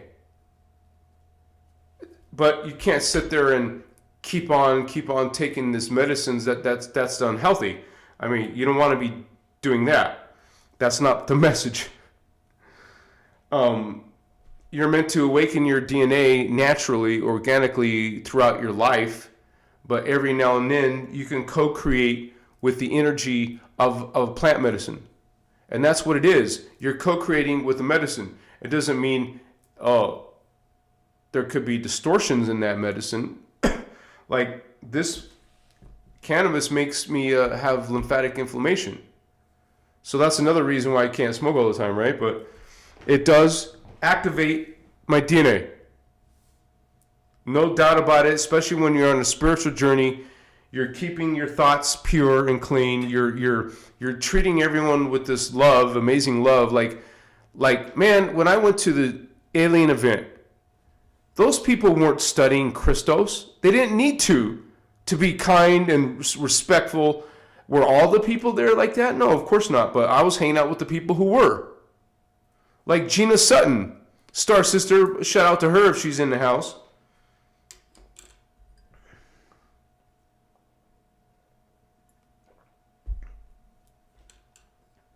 You know, you'll get people like Amy or whoever that chick was earlier saying some crap and comparing herself and saying she's better than all of you guys.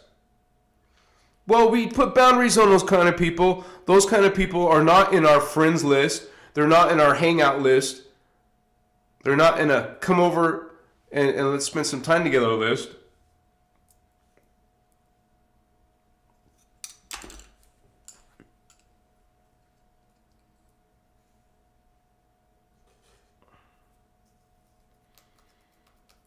I mean, you know, it's like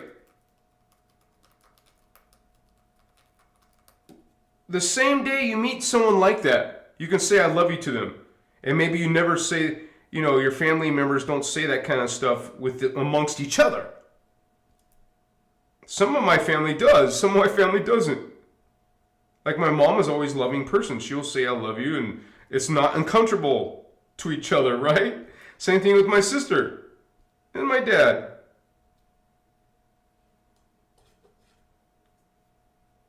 But some part of the family, it's so weird and awkward. You can visibly see it, whatever. But then you go to some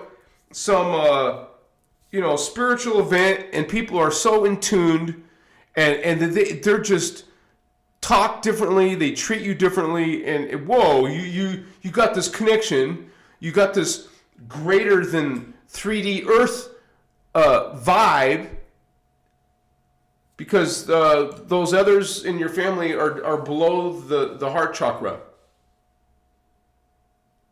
Why did I take those off? It's not ready yet, you know. So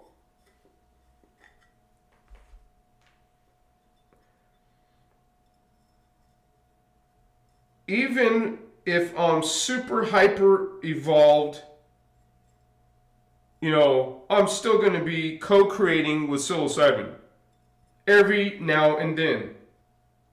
Not all the time. So don't take this message out of context. And I always give the disclosure that you want to be in a good space. In your thoughts, in your vibrations. You shouldn't be doing it when you're sad or upset, depressed, or after a broken relationship, or whatever. That's what I, you know.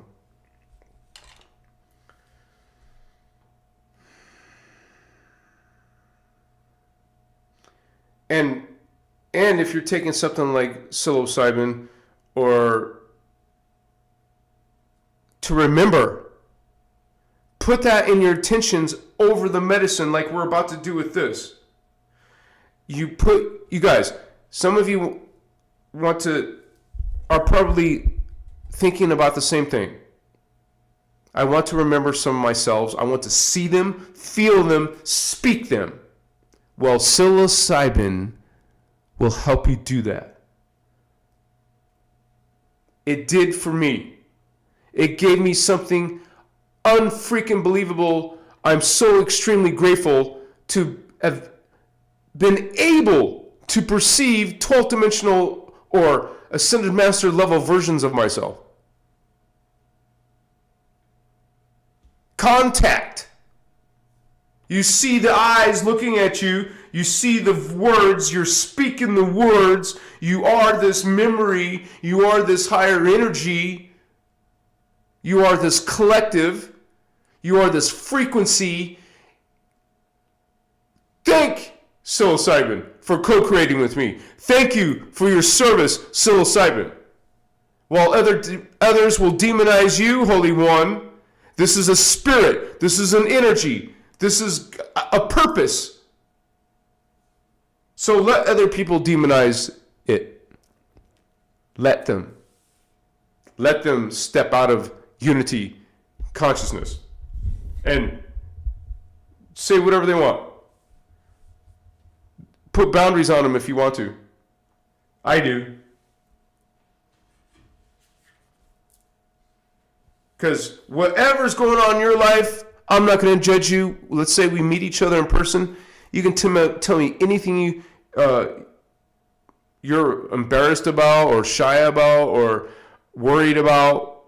Like just today, someone wrote me, they told me before they said it, it's so hard for me to talk about this. It's so hard for me to talk about it. Holy One, I'm not judging you. You can tell me, you're not going to surprise me. Some people told me some horrific stuff before. It's not going to surprise me. I'm not going to judge you. This spirituality is based on the sacred universal law of one, and it is part of my, public, excuse me, excuse me, is part of my who I am. I don't just speak about unity consciousness. I try to speak and act like it in my life. Otherwise, I'd be a hypocrite. And you see hypocrites in the world. Connection to psychic energies. Gratitude. Why not put gratitude? Why not put the 12 attitudes of mastery in here? Omni love, joy, bliss, grace, mindfulness, trust, reverent respect, impeccability, self-sovereignty, self-love. Whatever you want to focus on, whatever you want to reclaim, whatever frequency you want to build, whatever intention you want to have, the medicine. I always thank the medicine. Thank you, cannabis. Thank you, psilocybin. Thank you, ayahuasca. It's a spirit. You will even see it if you put that intention. I want to see my Lyran feline homies. I want to see my Christos avatar self. I want to see my Azurite self, my Pleiadian self, my Syrian self, my Orion self, my Andromedan self. Whatever your intention is, Holy One, my Chiwa. Since I'm sick, I might cough this up.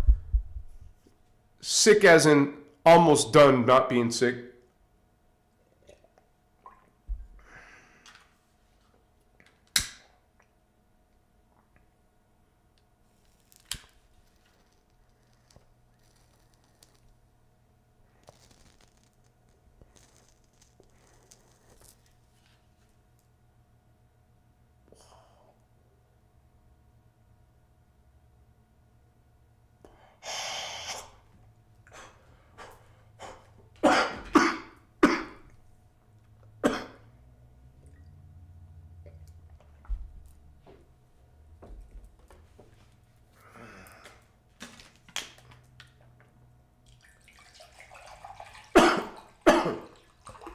Oh, yeah, baby.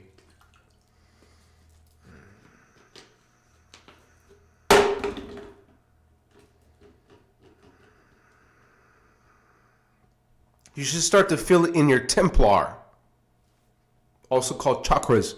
You should be able to feel it in your chakras within seconds or up to a minute or so.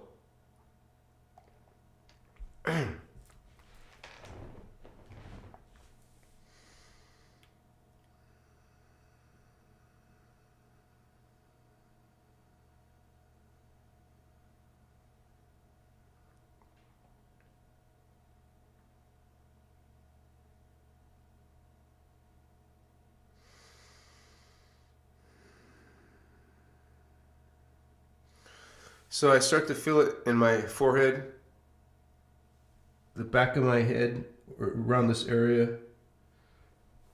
Feel it in my heart chakra. I feel it in my sacral, my foot, my feet. It's just all starting to build.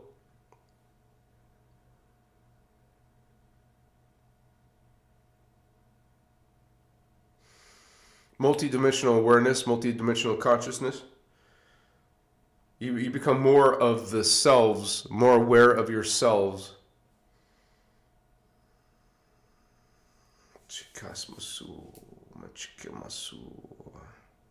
I might do light language. Usually, I mean, I don't have to, but it's right there.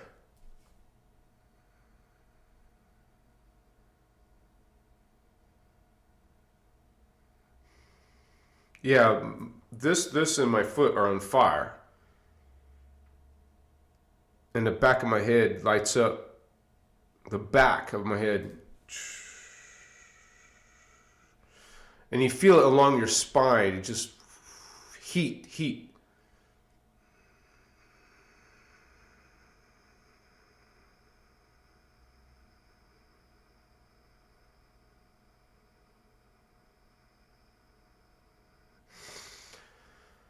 So try doing your Maharic seal in this state. You will take your guardian technique called the Maharic seal to another level. And I don't say, hey, smoke all the time and do the shield. No. You know, what it does is make it so much more intense, not distorted. Remember, that all starts from your beginning frequency. Were you distorted in your frequency? You're just going to distort the whole thing. But this is why even you guys, I just first always got to connect to the highest level of yourself or even the Elohai. A prayer, or you could say dialogue. Either way. You're connecting to yourself. We just talked about reincarnation, incarnations, 1,720 incarnations. Chicas.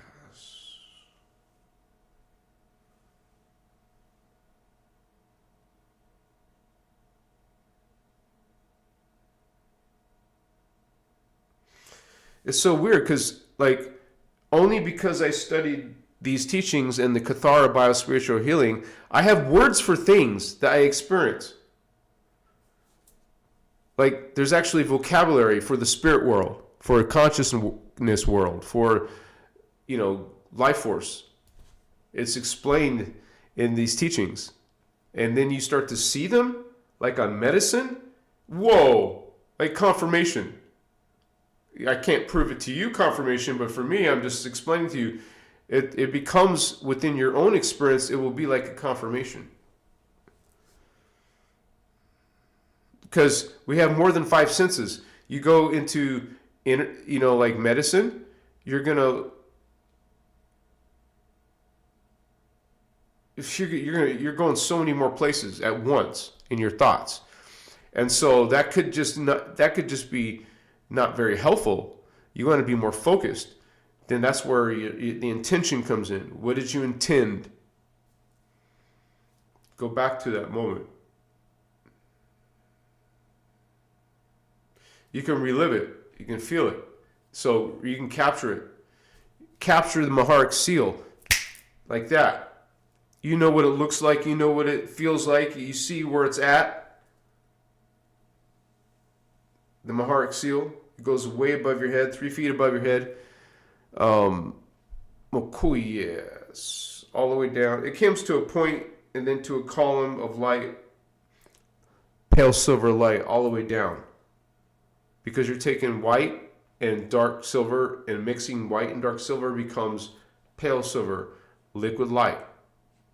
What they call, it looks like, liquid mercury, some type of chrome, like what, that metal from Terminator, some type of liquid metal, chrome.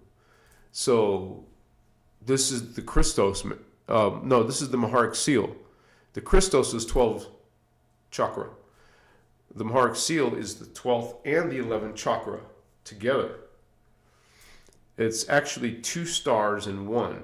A white 6-pointed star and a dark silver 6-pointed star.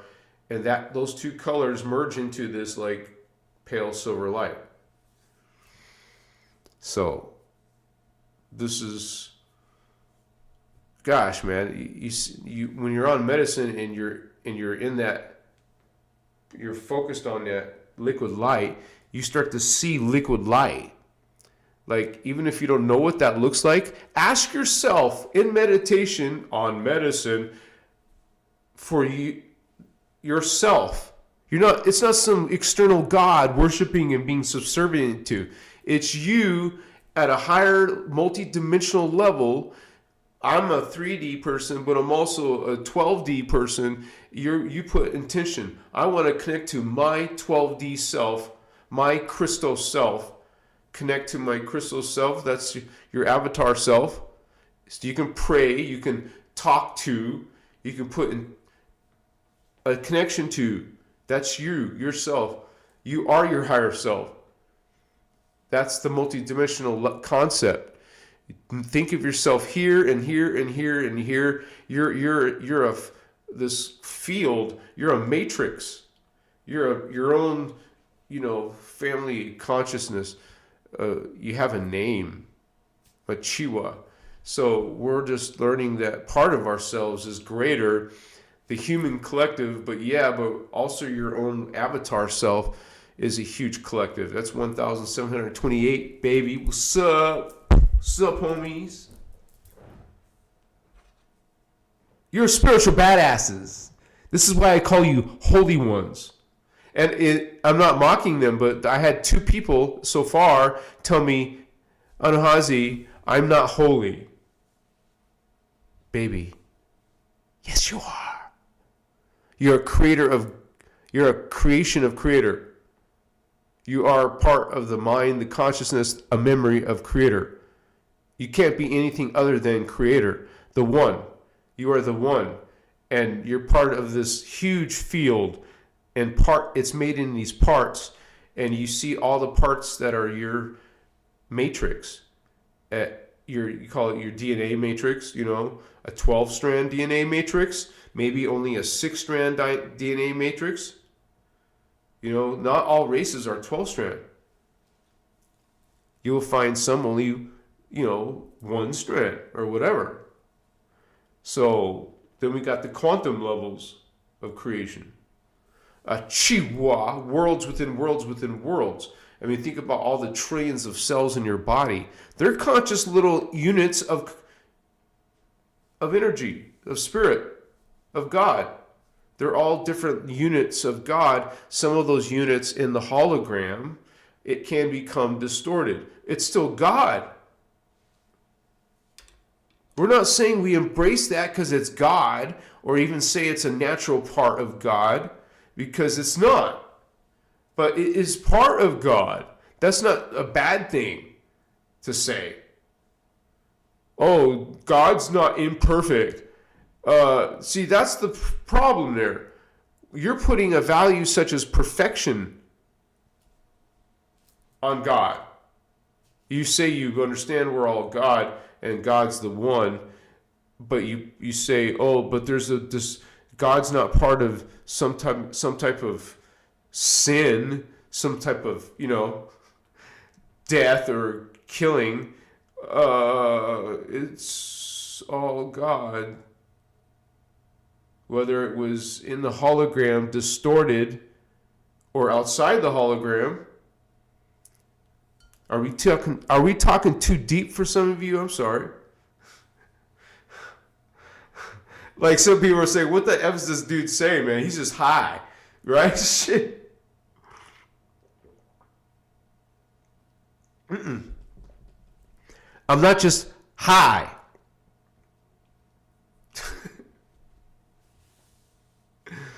And it's not about the Holy Spirit. It's all holy. Not just part of it. And it's not all good. It's part of it.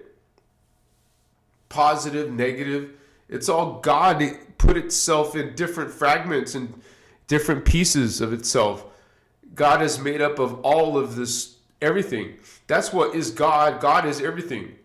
That's the almighty being or almighty identity, the one single great identity, the greatest level of identity, the greatest level of identity, the all-encompassing consciousness, the being that encompasses all creation. There's only one being that encompasses the creation of everything. We're talking about God. Some people call it Source. Some people call it Allah or Jehovah God or whatever God, Osiris, whatever. Excuse me. At the end of the excuse me. At the end of the day, it's all God. But you're not considering that it's a hologram of God. God created something. It's a holographic universe, a multiverse. It's different levels of, I don't say perfection, but it's different levels of frequency polarization. Like the farther down you get is more de-evolved. You're going to have distortions, introduction to mortality versus beings who don't fall into outside of a distorted DNA. Now you got a distorted template. No longer immortal. Like not die. This is phantom is aging. That's vampirism. That's anti-life. That's a killing. Something is killing if we're only living for so many years. The source is distortions in the planetary energies. They first of all, there's been cataclysms on Earth. There's been pole shifts on Earth. There's been attacks on Earth. Nothing that is dying or related to evolving, falling, nothing related to that. Realize it's all part of the one creator's experience. There's nothing that's not real. Everything is God. It's all real, including the stuff, distorted stuff in a hologram, you would say, fragment of God's consciousness. God created a replica or a piece of its consciousness and to the time matrix. And the teachings talk about 24 different time matrices. The one that we exist in, it's just one of 24. And so it's a huge, huge creation. And then you see there's a bunch of other ones. And that's what all of these universes, all these hologram fields, and all the cosmic fields, you guys, there's no such thing as countless. I guess it's just, or that's, there is no ending to God. There's no completion of God. There's just God evolving itself in many, why wouldn't God experience everything? God is experiencing everything, even the darkness and the pain and the suffering in the hologram, even if it is just a piece of God, a fragment of God, a downstep of God. The Guardians talk about, there's a whole chapter on Voyagers called downstepping. God downsteps itself at many levels. That's why there's many levels to reality, many levels of God's mind in a hologram field. Not so infinite as the Ascended Master levels, because the hologram field is within the hologram field. It's part of the all, but only experiencing its own level, its own fishbowl. There's God, the God is greater. Those are different levels of God's parts. It's like a whole divine, masterful design. When you start to see it, you perceive it. It comes naturally, you guys, especially following something like the innerchristos teachings. These are divine, sacred, holy teachings coming from 12th dimensional guardian races who are outside of the distortion fields, which is up to the 11th dimension. You know how most New Agers think that, everything above the 3D Earth, like 4D and above, is greater, is good and divine. That is so dangerous. That's a distortion. See, you get in a habit of saying that's not true. You can't say something's not true or not true in God. So you got to understand that point of view, and you word it in a different context. Oh my gosh, sorry.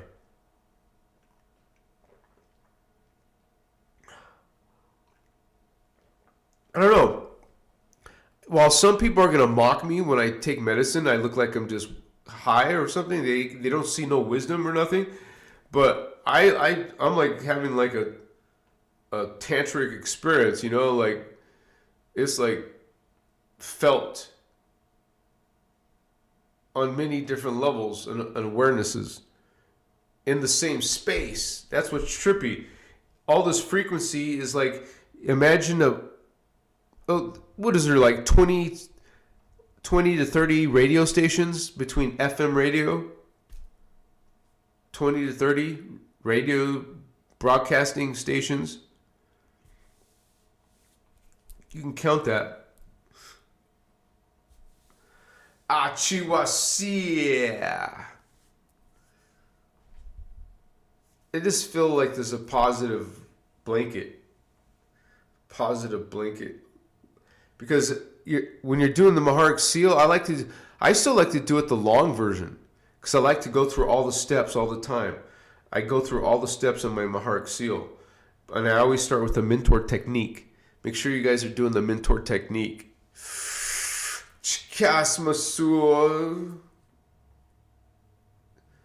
You take your fingers, you rub around your navel, whatever direction you feel intuitive to, and then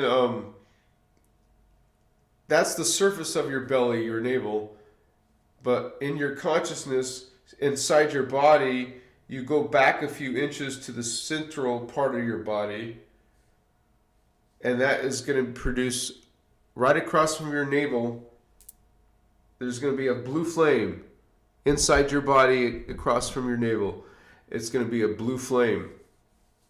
There's a blue flame. 5D. Blue is connection to 5D. So you're seeing a blue flame.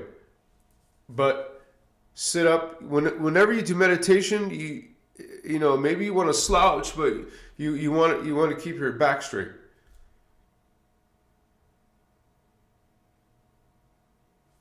You don't have to look at your navel. You can perceive it by just staying still, not moving your head. There's a blue flame behind my navel. I see it. I feel it. I visualize it. blue flame. This is the mentor technique. Okay? And then kind of just be mesmerized and see the blue flame as vivid as you can behind your navel. And then you see a little pin light, white light, a little pin of white light in the middle of the blue flame. I see it like a ray just come into my consciousness and fills my body and in pure white energy. It's a white ball of energy that totally enveloped you. You're inside a sphere. You can see yourself standing in midair, surrounded around this sphere, or in a lotus, not necessarily lotus, but cross-legged or sitting up. I'm in a chair. I like it because you're grounded. Your feet are directly. But if you start slouching and stuff, it's not as strong. Of course, you can still lay back and do it, but in Hinduism, they call it asanas, positions. Are that because also breath work is involved, positioning. The basic one would keep your back straight up. Even if you're not used to it, we'll stand up against a wall or something that keeps your back straight without too much effort.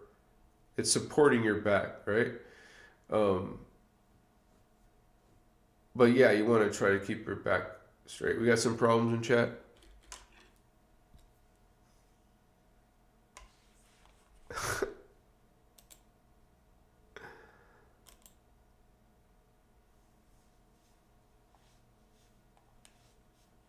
Yeah, you guys.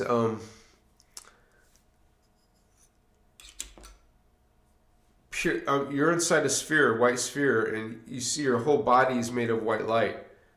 Your whole body is made of white light. You look at your hands inside your vision. You're looking at your hands. It's pure, this pure plasmic white energy. You're just brilliant, brilliant white energy. Your hands. And you can see you're looking at your face. You're this pure white energy. Your whole body is made of this pure white energy. And you're inside the sphere of pure white energy. Get used to seeing that all the time when you practice this every day. I still do. I try to do it almost every day, right?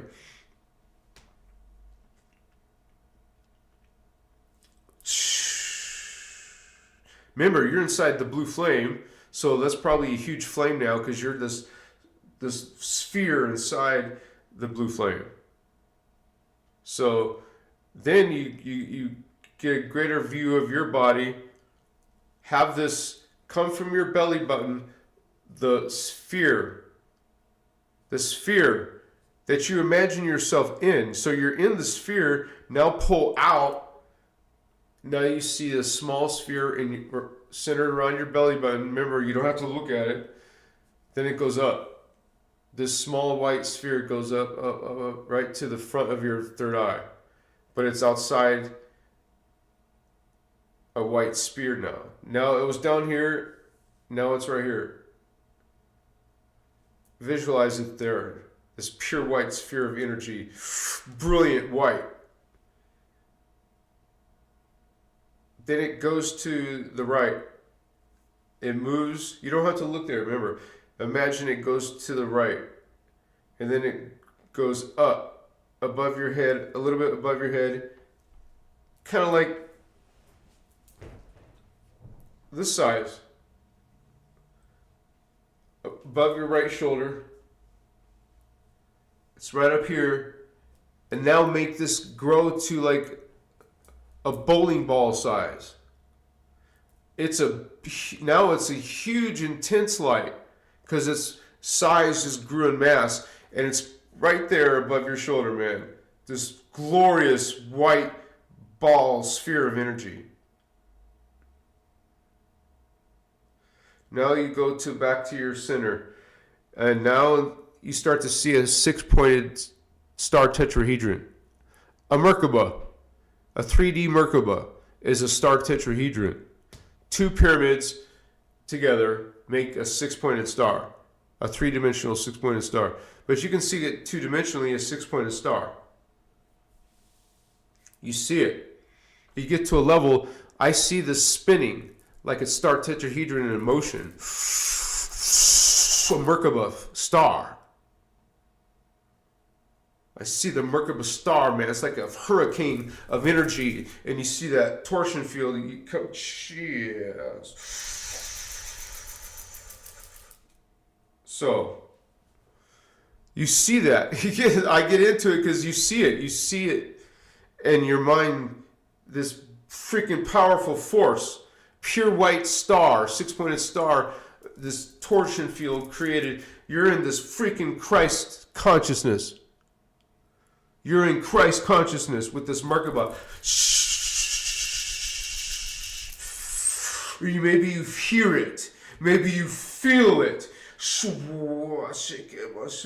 And maybe you don't know which direction to turn. Well, don't make an intention. Just intend that it's going the right direction. And that may sound absolutely stupid to some people who are into this.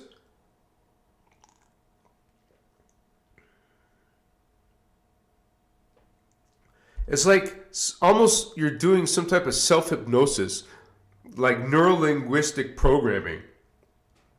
You're trying to be in meditative states. You know it changes your brainwave, frequency brainwaves, but also those other extra sensory perceptions. So as I talk about my Templar, and that's what the Guardians call chakras, Templar, which, remember, is reference to time travel. You go through a chakra, a Templar, a Stargate, you go into another dimension of reality, which is what? A frequency bandwidth, either higher or lower than your current state. So that's what Christ consciousness is. You through these teachings and through your awakening, you're raising your frequency to a Christed 12D level. And then it would be this pure white light. This is the spherical, the pure white energy. So first you saw yourself in a ball of white sphere, and then you pulled it up from your navel to here, and then it went to the side and up and got bigger. So you got this white star. And then you just got seen this Merkaba spinning, right? Now see the Merkaba go to the other shoulder, the left one. So this star that you just saw spinning, pure white star, now it just went to the side. So you got a Merkaba here, and that bowling ball size or bigger here. Now go to the pale silver. So that's like a dark gray color. Now you see a dark gray Merkaba field. I can see that freaking hourhouse go in a star tetrahedron, man. And then it's the light. It's all made of light. So you see it, the star spinning. It's magical to witness. And you keep bringing this frequency. You're bringing this frequency. You're bringing this Christ frequency. It's pure white light. It's the 12th dimensional frequency. We use light spectra to connect to that frequency. And this is pure white light. So this is a powerful frequency. It's the Christ light, Christ frequency. The Christ consciousness, Christos consciousness. We use the word Christos. So this is a real part of all our identity. The human race has a Christos template. You know, down here were these goblin humans. Up there were these divine Lyran cat people. Like, these are felines, hominids. Upright, bipedal, like the Avatar movie is one of our best modern examples. Perfect example. But, excuse me, they're not limited to looking like the movie, the characters of the Nauvoo of the movie Avatar. which I think are beautiful beings. You know, feline beings are cool, man. They're graceful, they're sexy, beautiful, giants compared to humans, even in the movie Avatar. They're bigger. You know, they picked up the human like a little baby.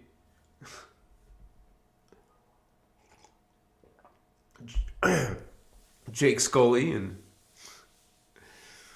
anyways. What's up, homies? So you guys got something special in tonight's live, you know, because I don't do this every show. Certainly don't do this for my guests, right?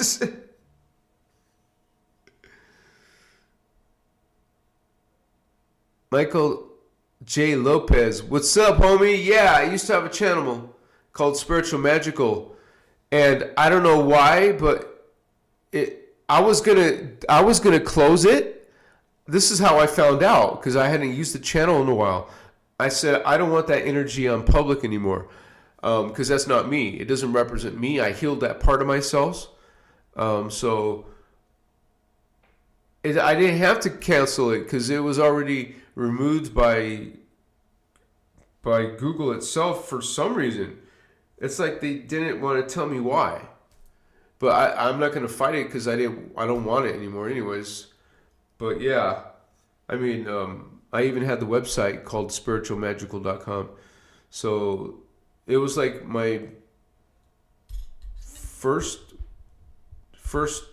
time in my life getting into spirituality, you know, going beyond just political truth seeking. You know, my journey started with Alex Jones, and somehow, some way that got me to Carrie Cassidy. And so I went less political. And then my mind started developing, and then as soon as I found out through Carrie about Ashiana Dean and the Emerald Order teachings, that just rocked my world, man.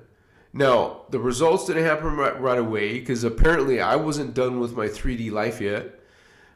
So I didn't get back into the Christos seriously until 4 years ago, 4 or 5 years.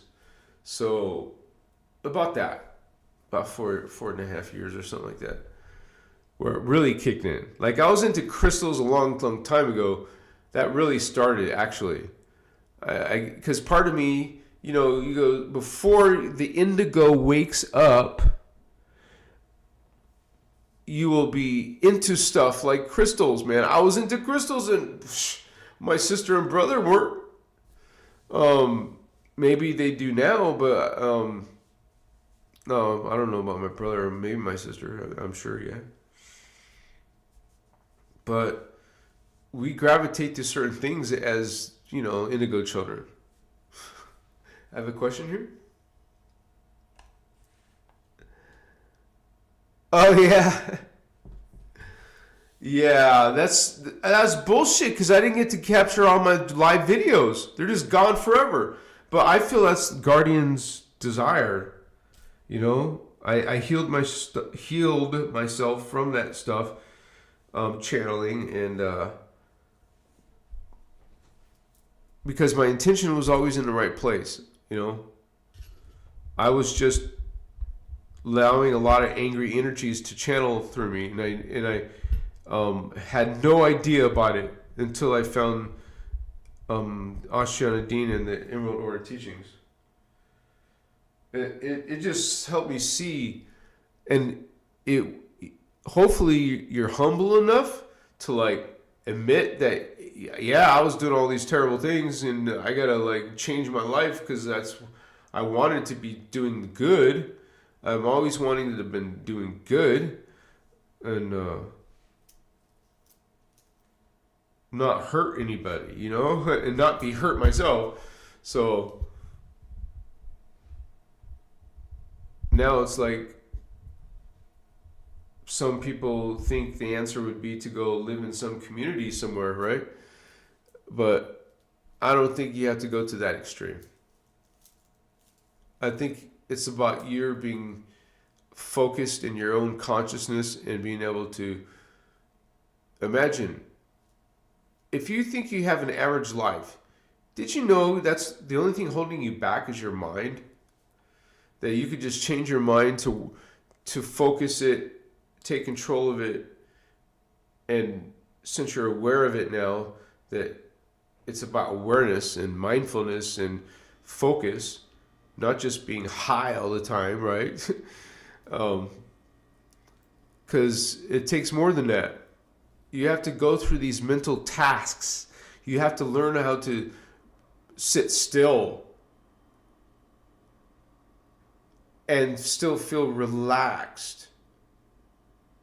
You have to get to that, like practice, work on yourself. Just like you would practice getting in shape, you know, you for the physical body. Now you got to do stuff mentally and learn what visualization is, learn imagination, go on voyages in your imagination. You know, what I'm saying is you exercise it since you want it to be better for your psychic abilities. You exercise those things that are visual. You know, I mean, in the secret space program or the My Labs, they're creating these super psychic people or super soldiers because they're using technology combined with some of the spiritual knowledge, and so they're way far ahead. And you know, like they call them breakaway civilizations because they become so much more advanced than the surface level awareness, like even way beyond in science, way beyond what Earth is currently knowing. So that's why it's all conspiracy theory, because they don't even think that stuff exists. But there's already spaceships, man. We think Space Force or secret space programs. There's got to be a space military. So this is called Space Force, secret space program. But there's all kinds of countries have their own programs. Like we have them, the Americans, the Russians, the Chinese, different nations are going to be having something in space.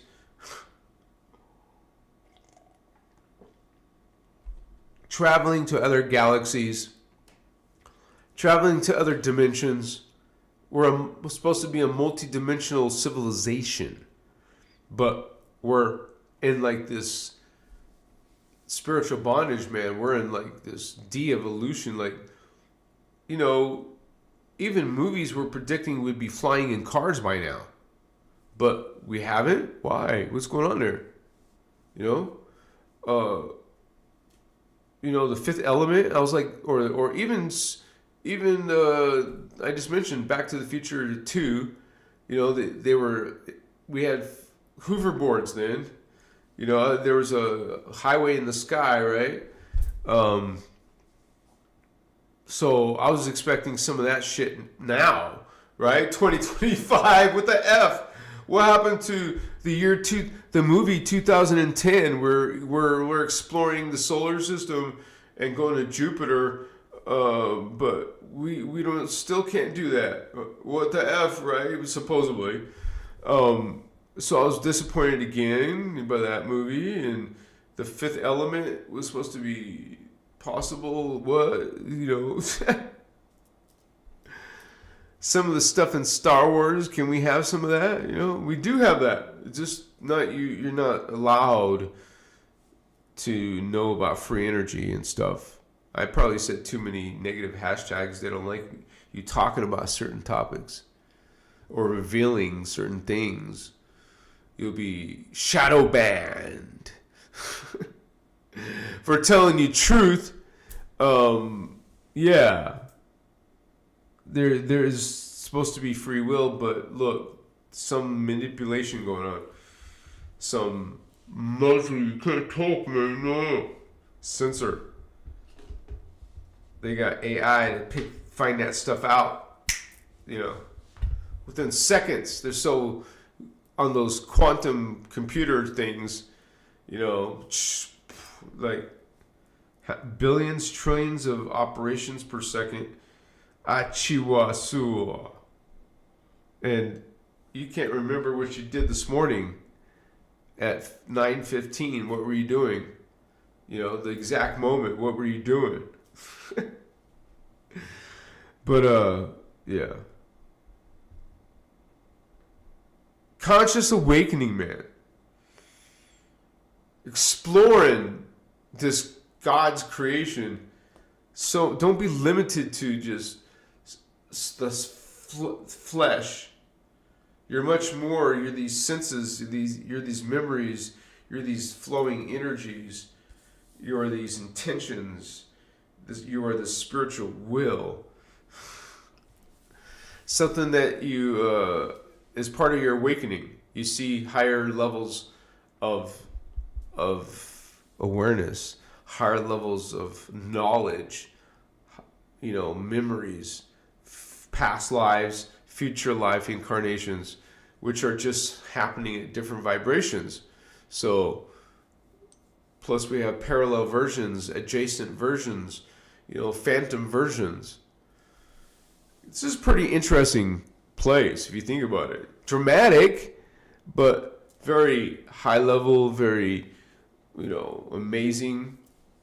I'm glad to be part of this race, representing the Lyrans, representing Anahazi. What's up, gangsters? Christos gangsters. We're just walking with their 12D Christos, inner God spark, inner God, inner Christos, God sovereign free. Like, don't tread on me, because plenty of people are going to be jealous and mock you, call you a schizophrenic. Got to put that in a rhyme, man. Labels in society. 3D minds trying to say something about, you know, Christ consciousness. What's Christ consciousness? What's that hippie shit? No, homie. That spiritual immaturity, ignorance, can't be used as an excuse. Machiwa. People going against your free will. Got any relationships going against your free will? Trying to rule over you? Nope, sorry. Not sorry. You know, you're not meant to be a sheep, you guys. You gotta, like, okay, I'm not living like my life for somebody else. I mean, that's a tip I can give. You don't want a vampire in your life telling you what you should or shouldn't do, and then you just follow them, you know, like a subservience. Or maybe you don't feel so confident in yourself. But we're God sovereign free. We're part of Creator. You're part of the One. It is unifying your awareness into that all which is human, and all the larger, you would say, galactic, universal levels of yourself. Identities. A whole galaxy is an identity. Like, you got the parts of it, the star systems and the planets, times trillions of others. But that's just one galaxy, man. You got trillions of galaxies. And how much life is in there? Well, it's all alive. Every single particle is alive. Every particle that makes up the time matrix is alive. It's all some living, unified field of consciousness. And so you connect to the Force, young Jedi. You know, they talk about this powerful energy being part of everything. And that is true. It's a unified field. This is part of the One. You notice the word unified, one, coming together in as oneness, in at one-ment, not atonement, like religion does with the word. At one mint, not atonement. Machiwa, same spelling, but it's total different meaning. Are you getting it? Machiwa. Blessings to all of you in your journey.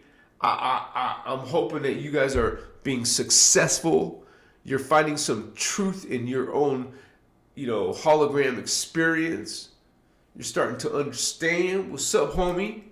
You're getting that, that Christos walk going on. Yeah, we gotta have a Christos dance, an inner Christ dance, homies. What's up? Representing the inner God spark. I see, when they say namaste, I see the divine in you, brother, sister.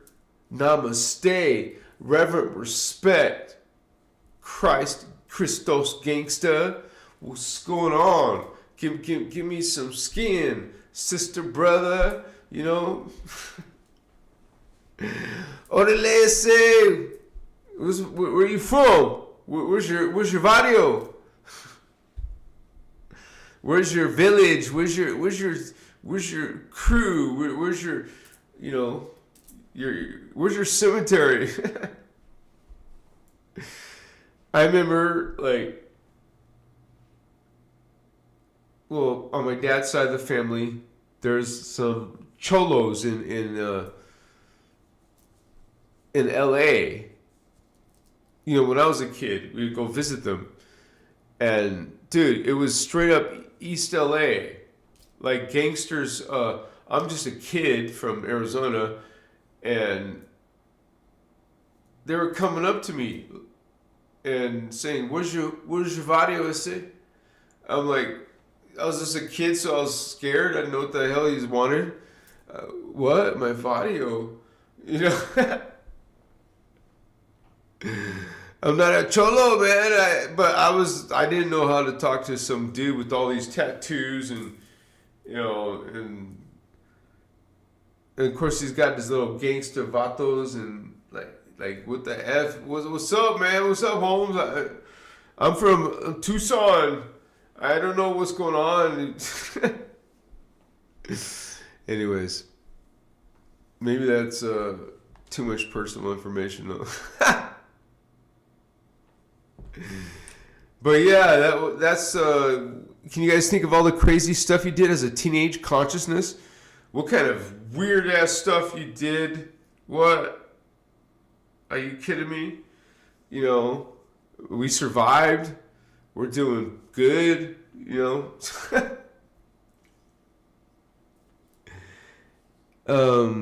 Psych, can you please tell me who the guardians of the earth and how do I communicate with them, please?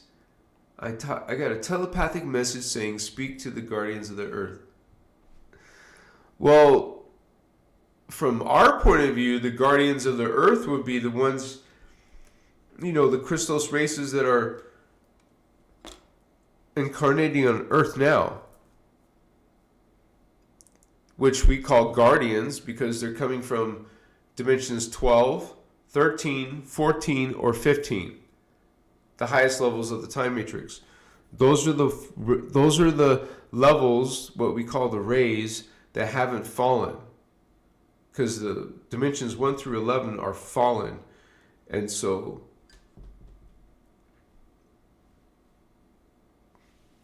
only guardians are the ones who haven't. So they're still serving light. They're still serving the law of one. They're still based on Christ consciousness, omni-love, even though it's hard for a lot of humans to do, to love everybody. But, that's the truth of the hard truth of unity. Machiwa.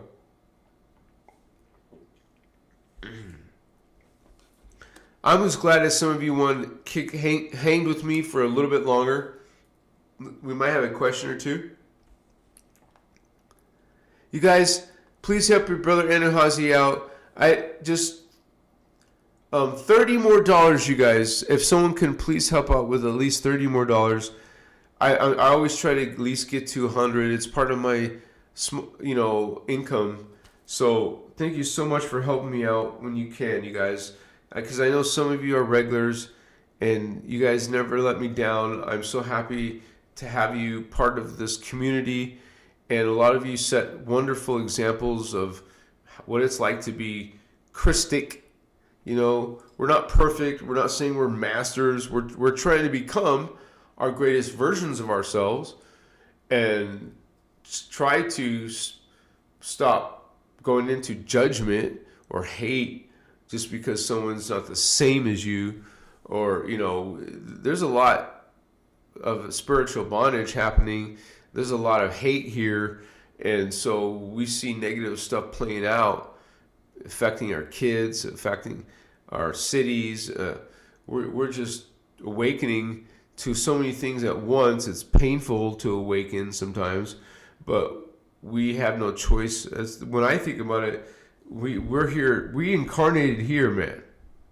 We decided it was a soul level or higher, maybe an oversoul or even avatar. In regards to indigos, it's even a density matter 5 level. You know, the Elohai, Seraphai, and Brahma, the universal trinity, not some male, female, Holy Spirit thing, right? You gotta imagine there must be some real truth and then some distorted truth, like that which has become dark intentioned, or that which is trying to harm the human race or harm the human spirit, put you in some type of,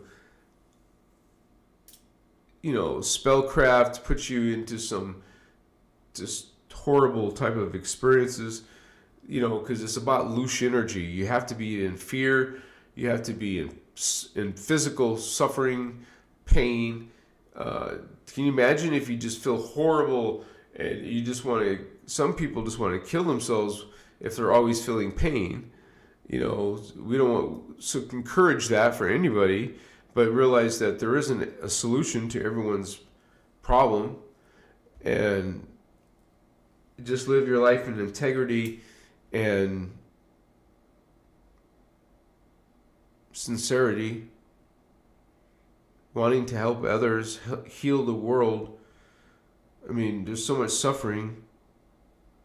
I mean, sure, you want to work on yourself, but you also want to help the world, man. We gotta just, you know, become more enlightened civilization, because it will take group effort. But it starts with individuals like you guys who are awakening yourself, trying to bring a Christic ray into the world. Acknowledge that we're not perfect and we got a bunch of stuff to heal physically, emotionally, psychologically, spiritually. We all need healing. So let's make that a priority in our lives. Admit, you know, like, confront yourself that you do have some problems with your health, with your energy. Thank you for that, Holy One. You know, this is just, I mean, you're not giving up something by putting some effort into this unity thing. I mean, getting along with people, treating people with respect. And they don't have to agree with you. They don't have to be just like you. People are so judgmental and so hateful and manipulating and kind of twisted. We just gotta, you know, if we're not all gonna agree, there has to be the consciousness divides, you know, to some that are raising and rising in their awareness, legitimately rising. Don't you? Some of you feel yourself rising. I do. Getting better as time goes beyond. We can come across some bumps or something that slows you down, but you'll regain your momentum. You'll heal yourself, expand into more potential, and make changes in the world. And why not co-create with others like that? Like, that's why you'll start to see more interviews on my channel, you guys. And I can't wait to talk to Tom. He's an awesome, brilliant mind. He was a very sincere person in real life. This is why I was so compelled to reach out to him, and we became friends while I was there, like almost immediately. It was awesome energy, and it never dawned on me until I just realized this yesterday. I grew up loving these movies, and it's a great movie. What's happening is we're actually connecting to some of the truths that actually came out of the script. Remember, they stole the main ideas. And so I'm like, tripped myself out, and I'm like, holy shit. This is the author of my favorite film series. I mean, who wasn't moved or changed or something by the Matrix movies? It was just not what we think. It's not what we think. It's certainly not about the Wachowskis. They definitely weren't writers. They got their brilliant script from somewhere, and so.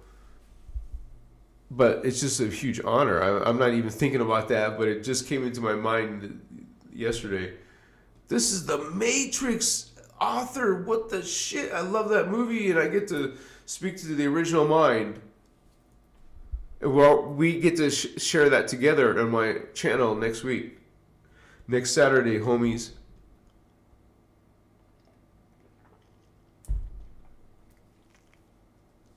What's up? It's like I got something here.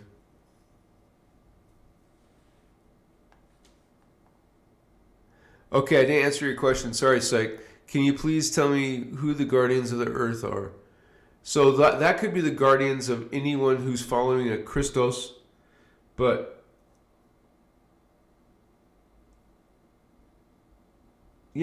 beings who are coming down to bring this spiritual awakening are going to be what you would call guardians of the earth.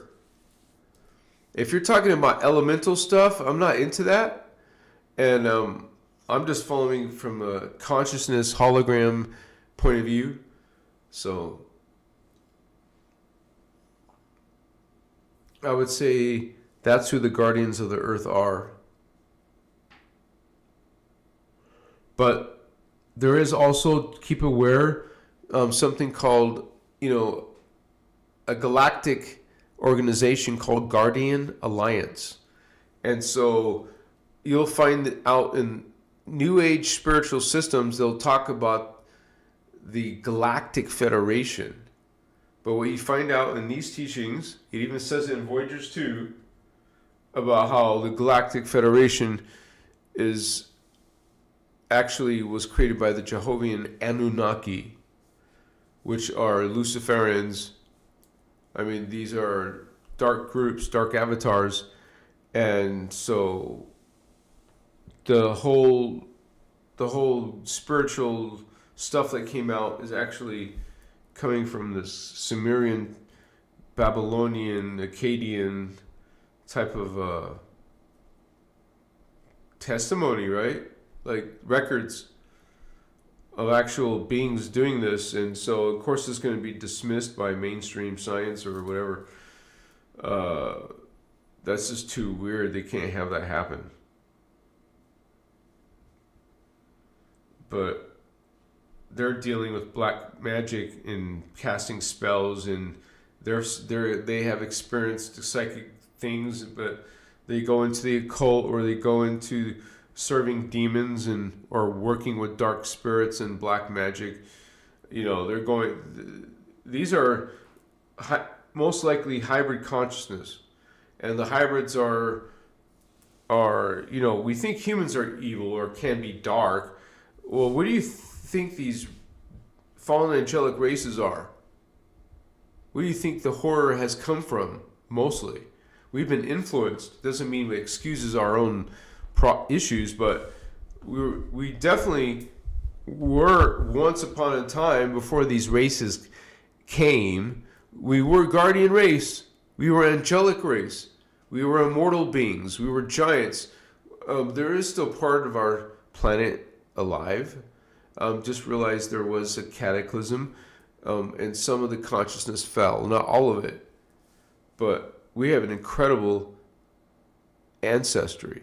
We have an incredible heritage. We really are spiritual badasses, man. Remember, there's not many 12 strands or higher races. I'm not comparing it, I'm just putting it into context, so you see what race you're part of, homies. And why of our importance, why we're getting attacked. Because they don't want us to be at our memories. Remember what we're supposed to be doing, who they are.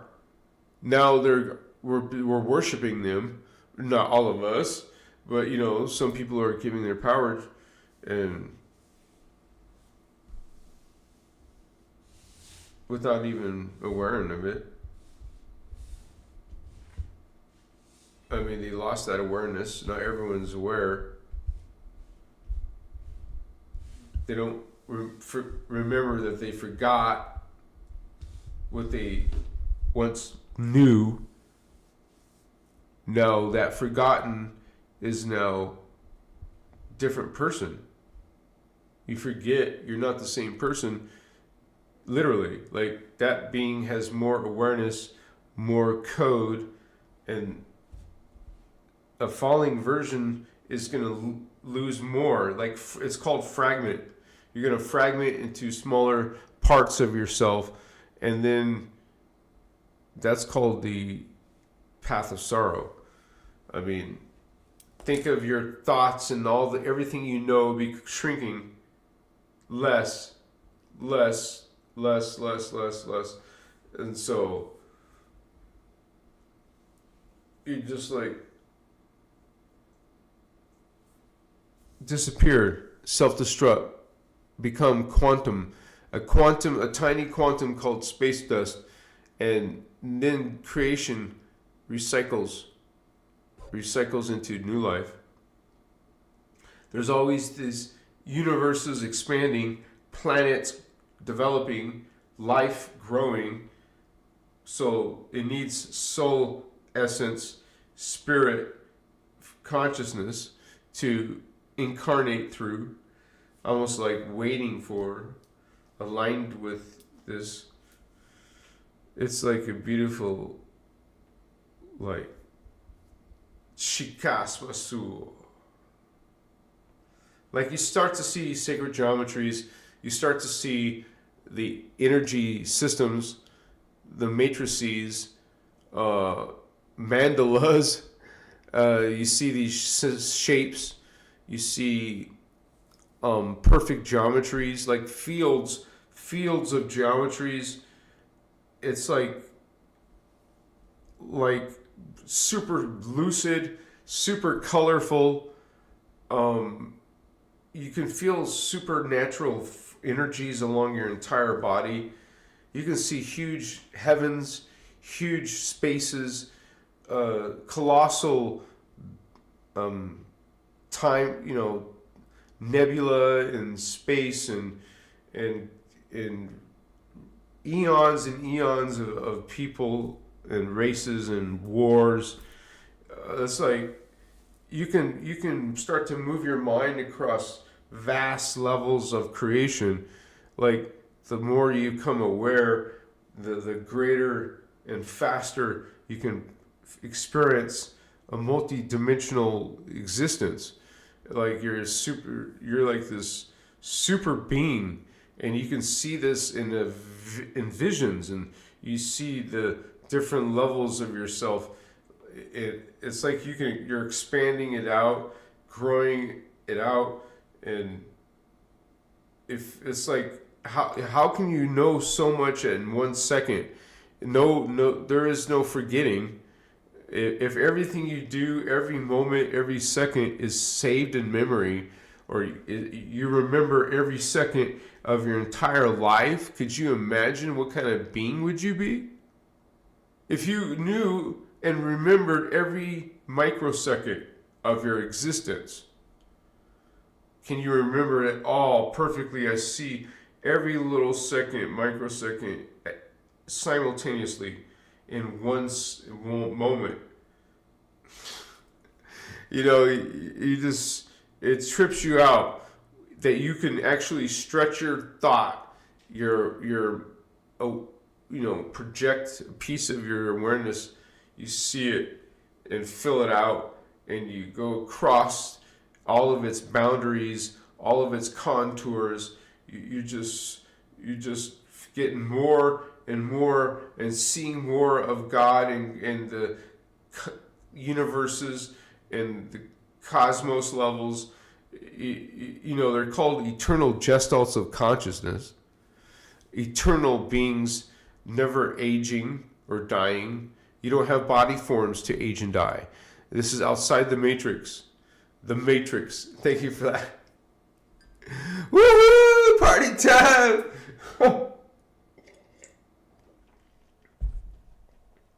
We're just spiritual rapping, guys. Thank you to those of you who hung out with us to 9 o'clock p.m. my time. If you're on the East Coast, I'm sorry, it's probably midnight, 1 o'clock. Cosmic Vibe, Star One.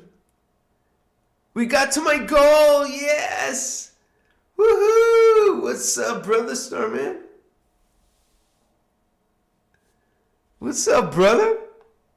It's so cool and happy to see Starman in chat. See ya, vato. Peace out, homie.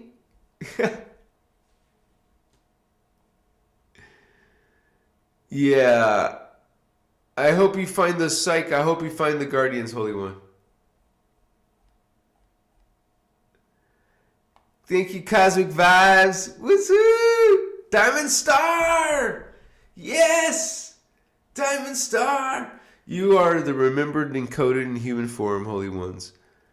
Thank you so much, Diamond Star. Bless you, sister. Yes. Big hugs. So it's a different, you guys got a range. When I do medicine at the end of the show, it's just, now it becomes a range.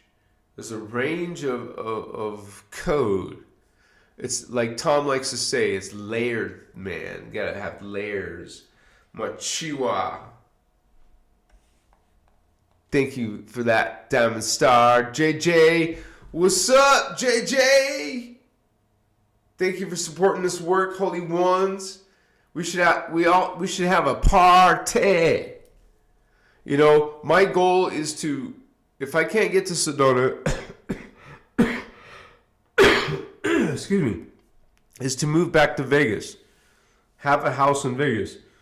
So if anyone can help make that happen, man, I'll be mentioning your name for months.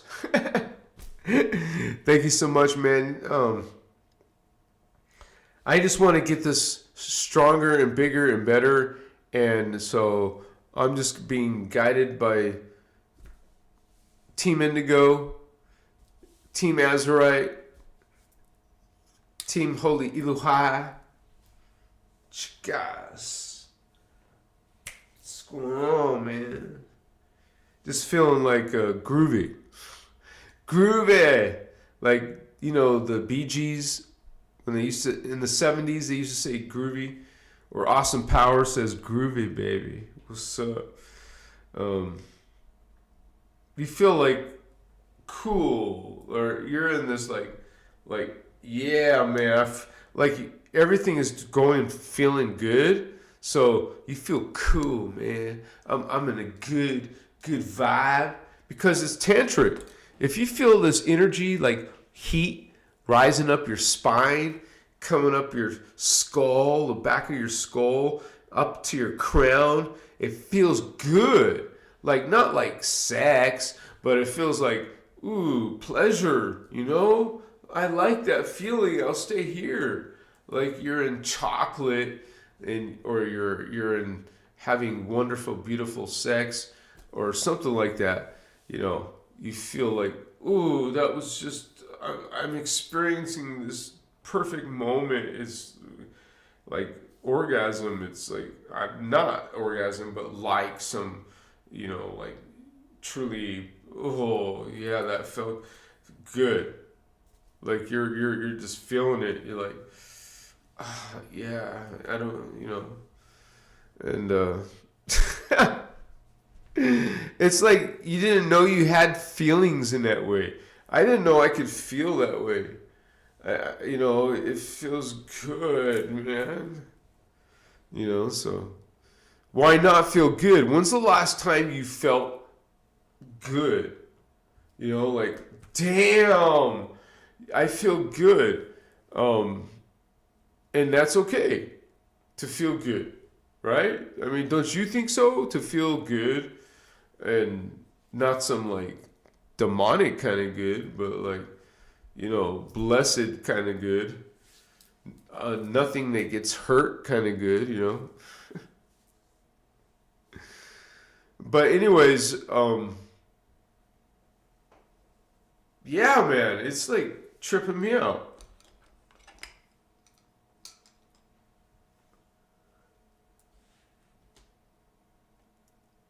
Reincarnation. And 52% said, yeah, I've experienced reincarnational past lives out in that poll. And I didn't get to talk about some of my future lives. I've experienced such profound things on psilocybin. It's been really supernatural. Like way beyond my own expectation or my own ideas. Way beyond those ideas. Blew my ideas way out. But those are my ideas, just at a different level. Like I can repeat that some of those experiences because I remember them. And it's like teleports you to something way beyond that came from my humble ideas. You know, like a higher consciousness that some of it can't stay in your memory because you're not vibing at that normally. It was with the co-creation of the medicine was able to experience an activation of my memory, my code. What do you think it is? You know, it's wasn't there before. The medicine helped you awaken it and experience it literally. Excuse me. And so you're gonna ignore that. You're gonna deny that happened to you. You know, because some people get afraid and they don't want to see a UFO. They don't no. They're gonna freeze my car and abduct my soul, and or they're gonna do anal rape, or that wasn't very polite, but you know what I'm saying. That you know they say they sexually abuse some humans. Wow, they're perverts or they're just sickos or what? That's a bad sign. That's a red flag that these ETs act this way. You know, I don't want no ET going home up there, you know, down there. What are they? Is he super intelligent race? And they're doing what the F kind of stuff? What are they into, right? You know, and what they have something against cows? You know, they mutilate the poor cow, and no one feels bad about the cow. I feel bad. So, I mean, I'm not saying I knew the cow, but I love the cow because it's part of God. I'm part of God's, and you are too. That means I love you because you're part of God. And I love myself, and that's not bad. It's good to have self-love. It's one of the attitudes of responsibility. Okay, I'm going to love myself. That doesn't mean arrogance and pride. It means you're not going to feel something's wrong with you or bad. because there's programming that wants you to feel that about yourself. You just dismiss it, saying, "I don't think so, honey. I don't think so. Maybe you want to do that, but people will choose."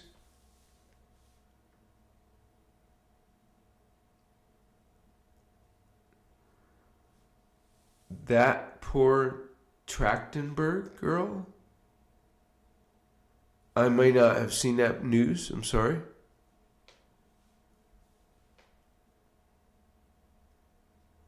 Oh yeah, I don't even go to this. Well, I'm not in Vegas right now, but I didn't go often to the Strip, and I heard there's some dark stuff about what you call Hoover Dam. Like if you looked up conspiracy theories about Hoover Dam, you'll find some dark, disturbing things too. But even in the Guardian teachings, they talk about how this country, America, was created by Freemasons. Even the Guardians say it. So, they're all about, they're Luciferians, man. They're Satanists. They're into blood sacrifice rituals, killing, drinking their blood, but totally crazy maniacal thoughts. So, of hurting and harming and torturing. These are all people called demonic energies, but any being can be demonic if they allow their thoughts to fall to those levels, obvious levels of anti-life. You're dealing with demonic energy. So you don't allow these thoughts in. As soon as you have these dark thoughts, you are getting used to having self-control over your mind, so you can stop that thought by going into the now, releasing it. You're not going to allow this to affect your life anymore, and put intention in your life, put manifestation in your life. There's no reason why you can't evolve at any age. I'm not done evolving, for example, and so we all want to keep on spiritually evolving, but also evolving our knowledge. Part of this is being good in your mental body, being good in your thoughts, and mind control, self-control of your own. That's what I mean by mind control. Self-control, self-hypnosis. Even if you got to use these systems to do that, like neuro-linguistic programming system or any type of memory system. I learned some of these memory systems, and they use pictures and colors and exaggerations and stuff like that to memorize things. They turn words and numbers into pictures, and then they can memorize a scene happening with different pictures, and then it's easy for them to repeat everything back after they made that. This is part of memory techniques, linking things, creating them into images you can see, and then you can do the same thing with a deck of cards. You can look at a deck of cards, but you have turned every type of card into a picture. Now you just memorize the pictures, link them together. Usually use linking of the colors, linking like very exaggerated cartoon-like colors, very exaggerated gestures, everything more lively, exaggerated, surreal, I don't know. But yeah, there's different levels, and we're just, seeing what our potential is. This is why I'm excited to be, even in my own life, to be expanding. So, super fast changes, you guys. Especially as more and more people start to waken up. and want control of your own life. And there's no reason why we have to be poor. You know, why not learn how to be wealthy and be in luxury, or have all our needs met, have perfect health, make a new civilization as best as we can together with those. You know, can you imagine going back to the law of one? Being in a community that was based on law of one? I want that. Maybe we'll become our own country, right? I know there's ways to buy certain things in the world that you can make it your own country, but I don't need to go look like we're on a cult. The people will think we're on a cult if we do that, right? Start buying our own islands, why not? Like, what's wrong with buying an island? I'm not saying that's what I do now, but I'm saying,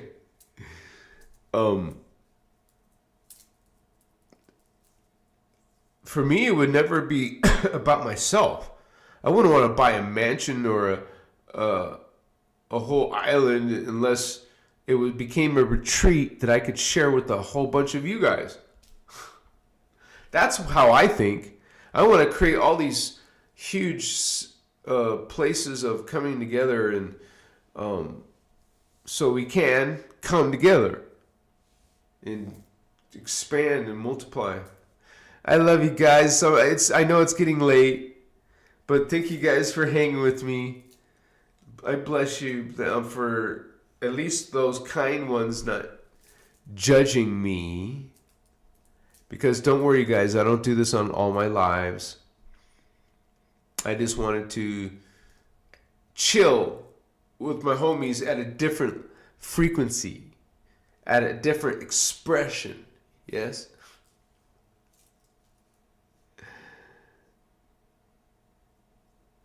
Dude, I would totally buy an island. These people are just not my kind of strange. Yeah, man, island, yeah, but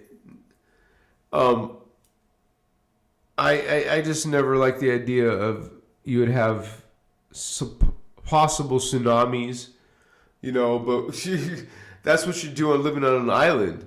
This is why I never felt comfortable being on Hawaii 100. I didn't want to like stay there forever, because all it takes is, because they showed me some volcano damage.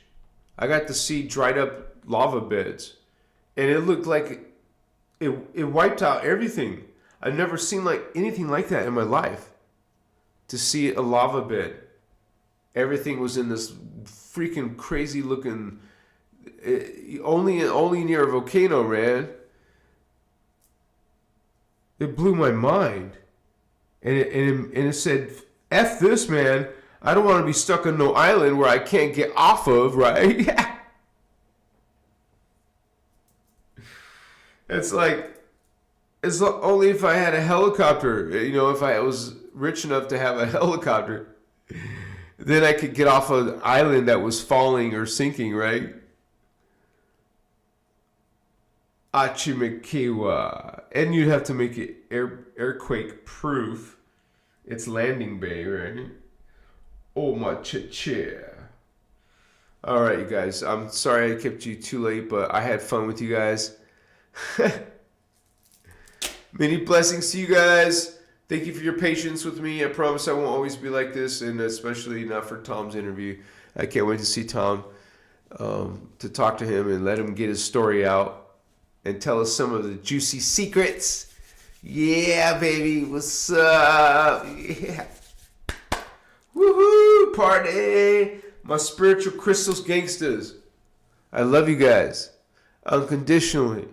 Much respect. Reverent respect to all of my brothers and sisters of light. Thank you so much for being here, man. Yeah. Yeah, baby. Woohoo! Thank you, Indigo Wizard. Hi, virus from Australia. Night Elixir Vision. See you, Joseph. Love you all. Good night or good day. Thank you, brothers. Thank you. Special shout out to my moderators. Thank you, Stardust Goddess, Sarah Holder, Mr. Manism, Indigo Wizard, Celine. Bless all of you guys for being part of this. And let's make sure that Celine is protected. Send Celine your protective prayers. I'm sure she's perfectly safe, but she's in a place, you always got to put extra shielding when you travel. But thank you to all you guys who come here regularly. Bless all of you. And thank you again to those who helped donate tonight. Even offline, you guys can still donate. So thank you so much, you guys, for helping this become a reality. You're part of that. Don't forget that. It's cool just to hang with you guys. Yeah. Mwah.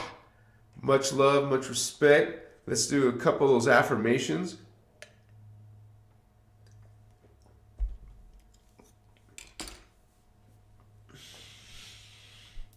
Rhyming. Shaddai Ure Akuntan. Shaddai Ure Akuntan. Shaddai Ure Akuntan. And you can keep saying that several times in a row, you guys. Say it for an hour, whatever, and you can learn more of the Song of Lyra, Ome Da'i Patuma. I love singing that one when I do, in the Mentor technique and the Maharic seal. And there's all kinds of techniques. There's a blue flame technique and other higher workshop techniques. We just want to help encourage each other to keep following innerchristos path, you guys. Look within, not worshiping out here in the matrix, any gods or demigods or spirits or saints. I'm not telling you what to do.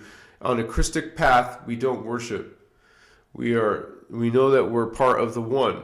We see the reality of the Creator as one, at one. So a lot of you are getting that.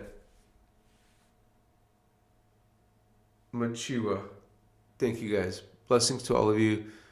And give a shout out to our star sisters. Julia Calvin.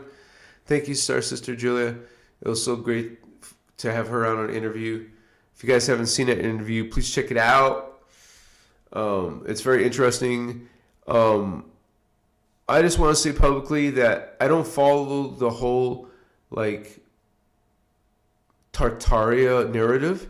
I just wanted to introduce the concept to you because it truly is connected to something much more ancient.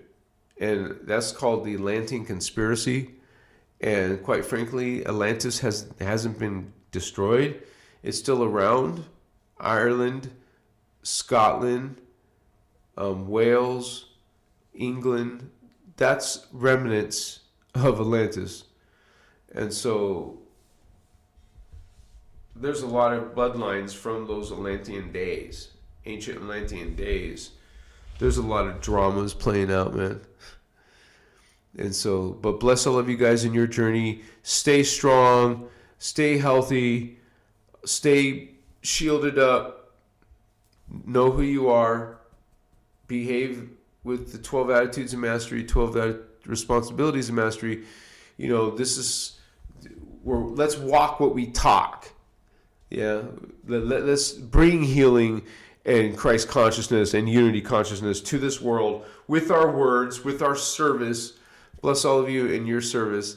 Thank you guys so much for hanging with me. Yeah, baby. What's up? I'll see you guys on Tuesday. I think after Tom, we'll have someone else come. We'll have different people on. So stay tuned to this channel, you guys. You can expect great things to come in soon. Thank you for being with me tonight. Yeah. Take care. Peace. Namaste, vato locos. Practice your Maharic seal. Crystal sabotage. Good night, homies. Go eat myself some vegan food. Woohoo! Party time! I love you guys. Ooh-cha!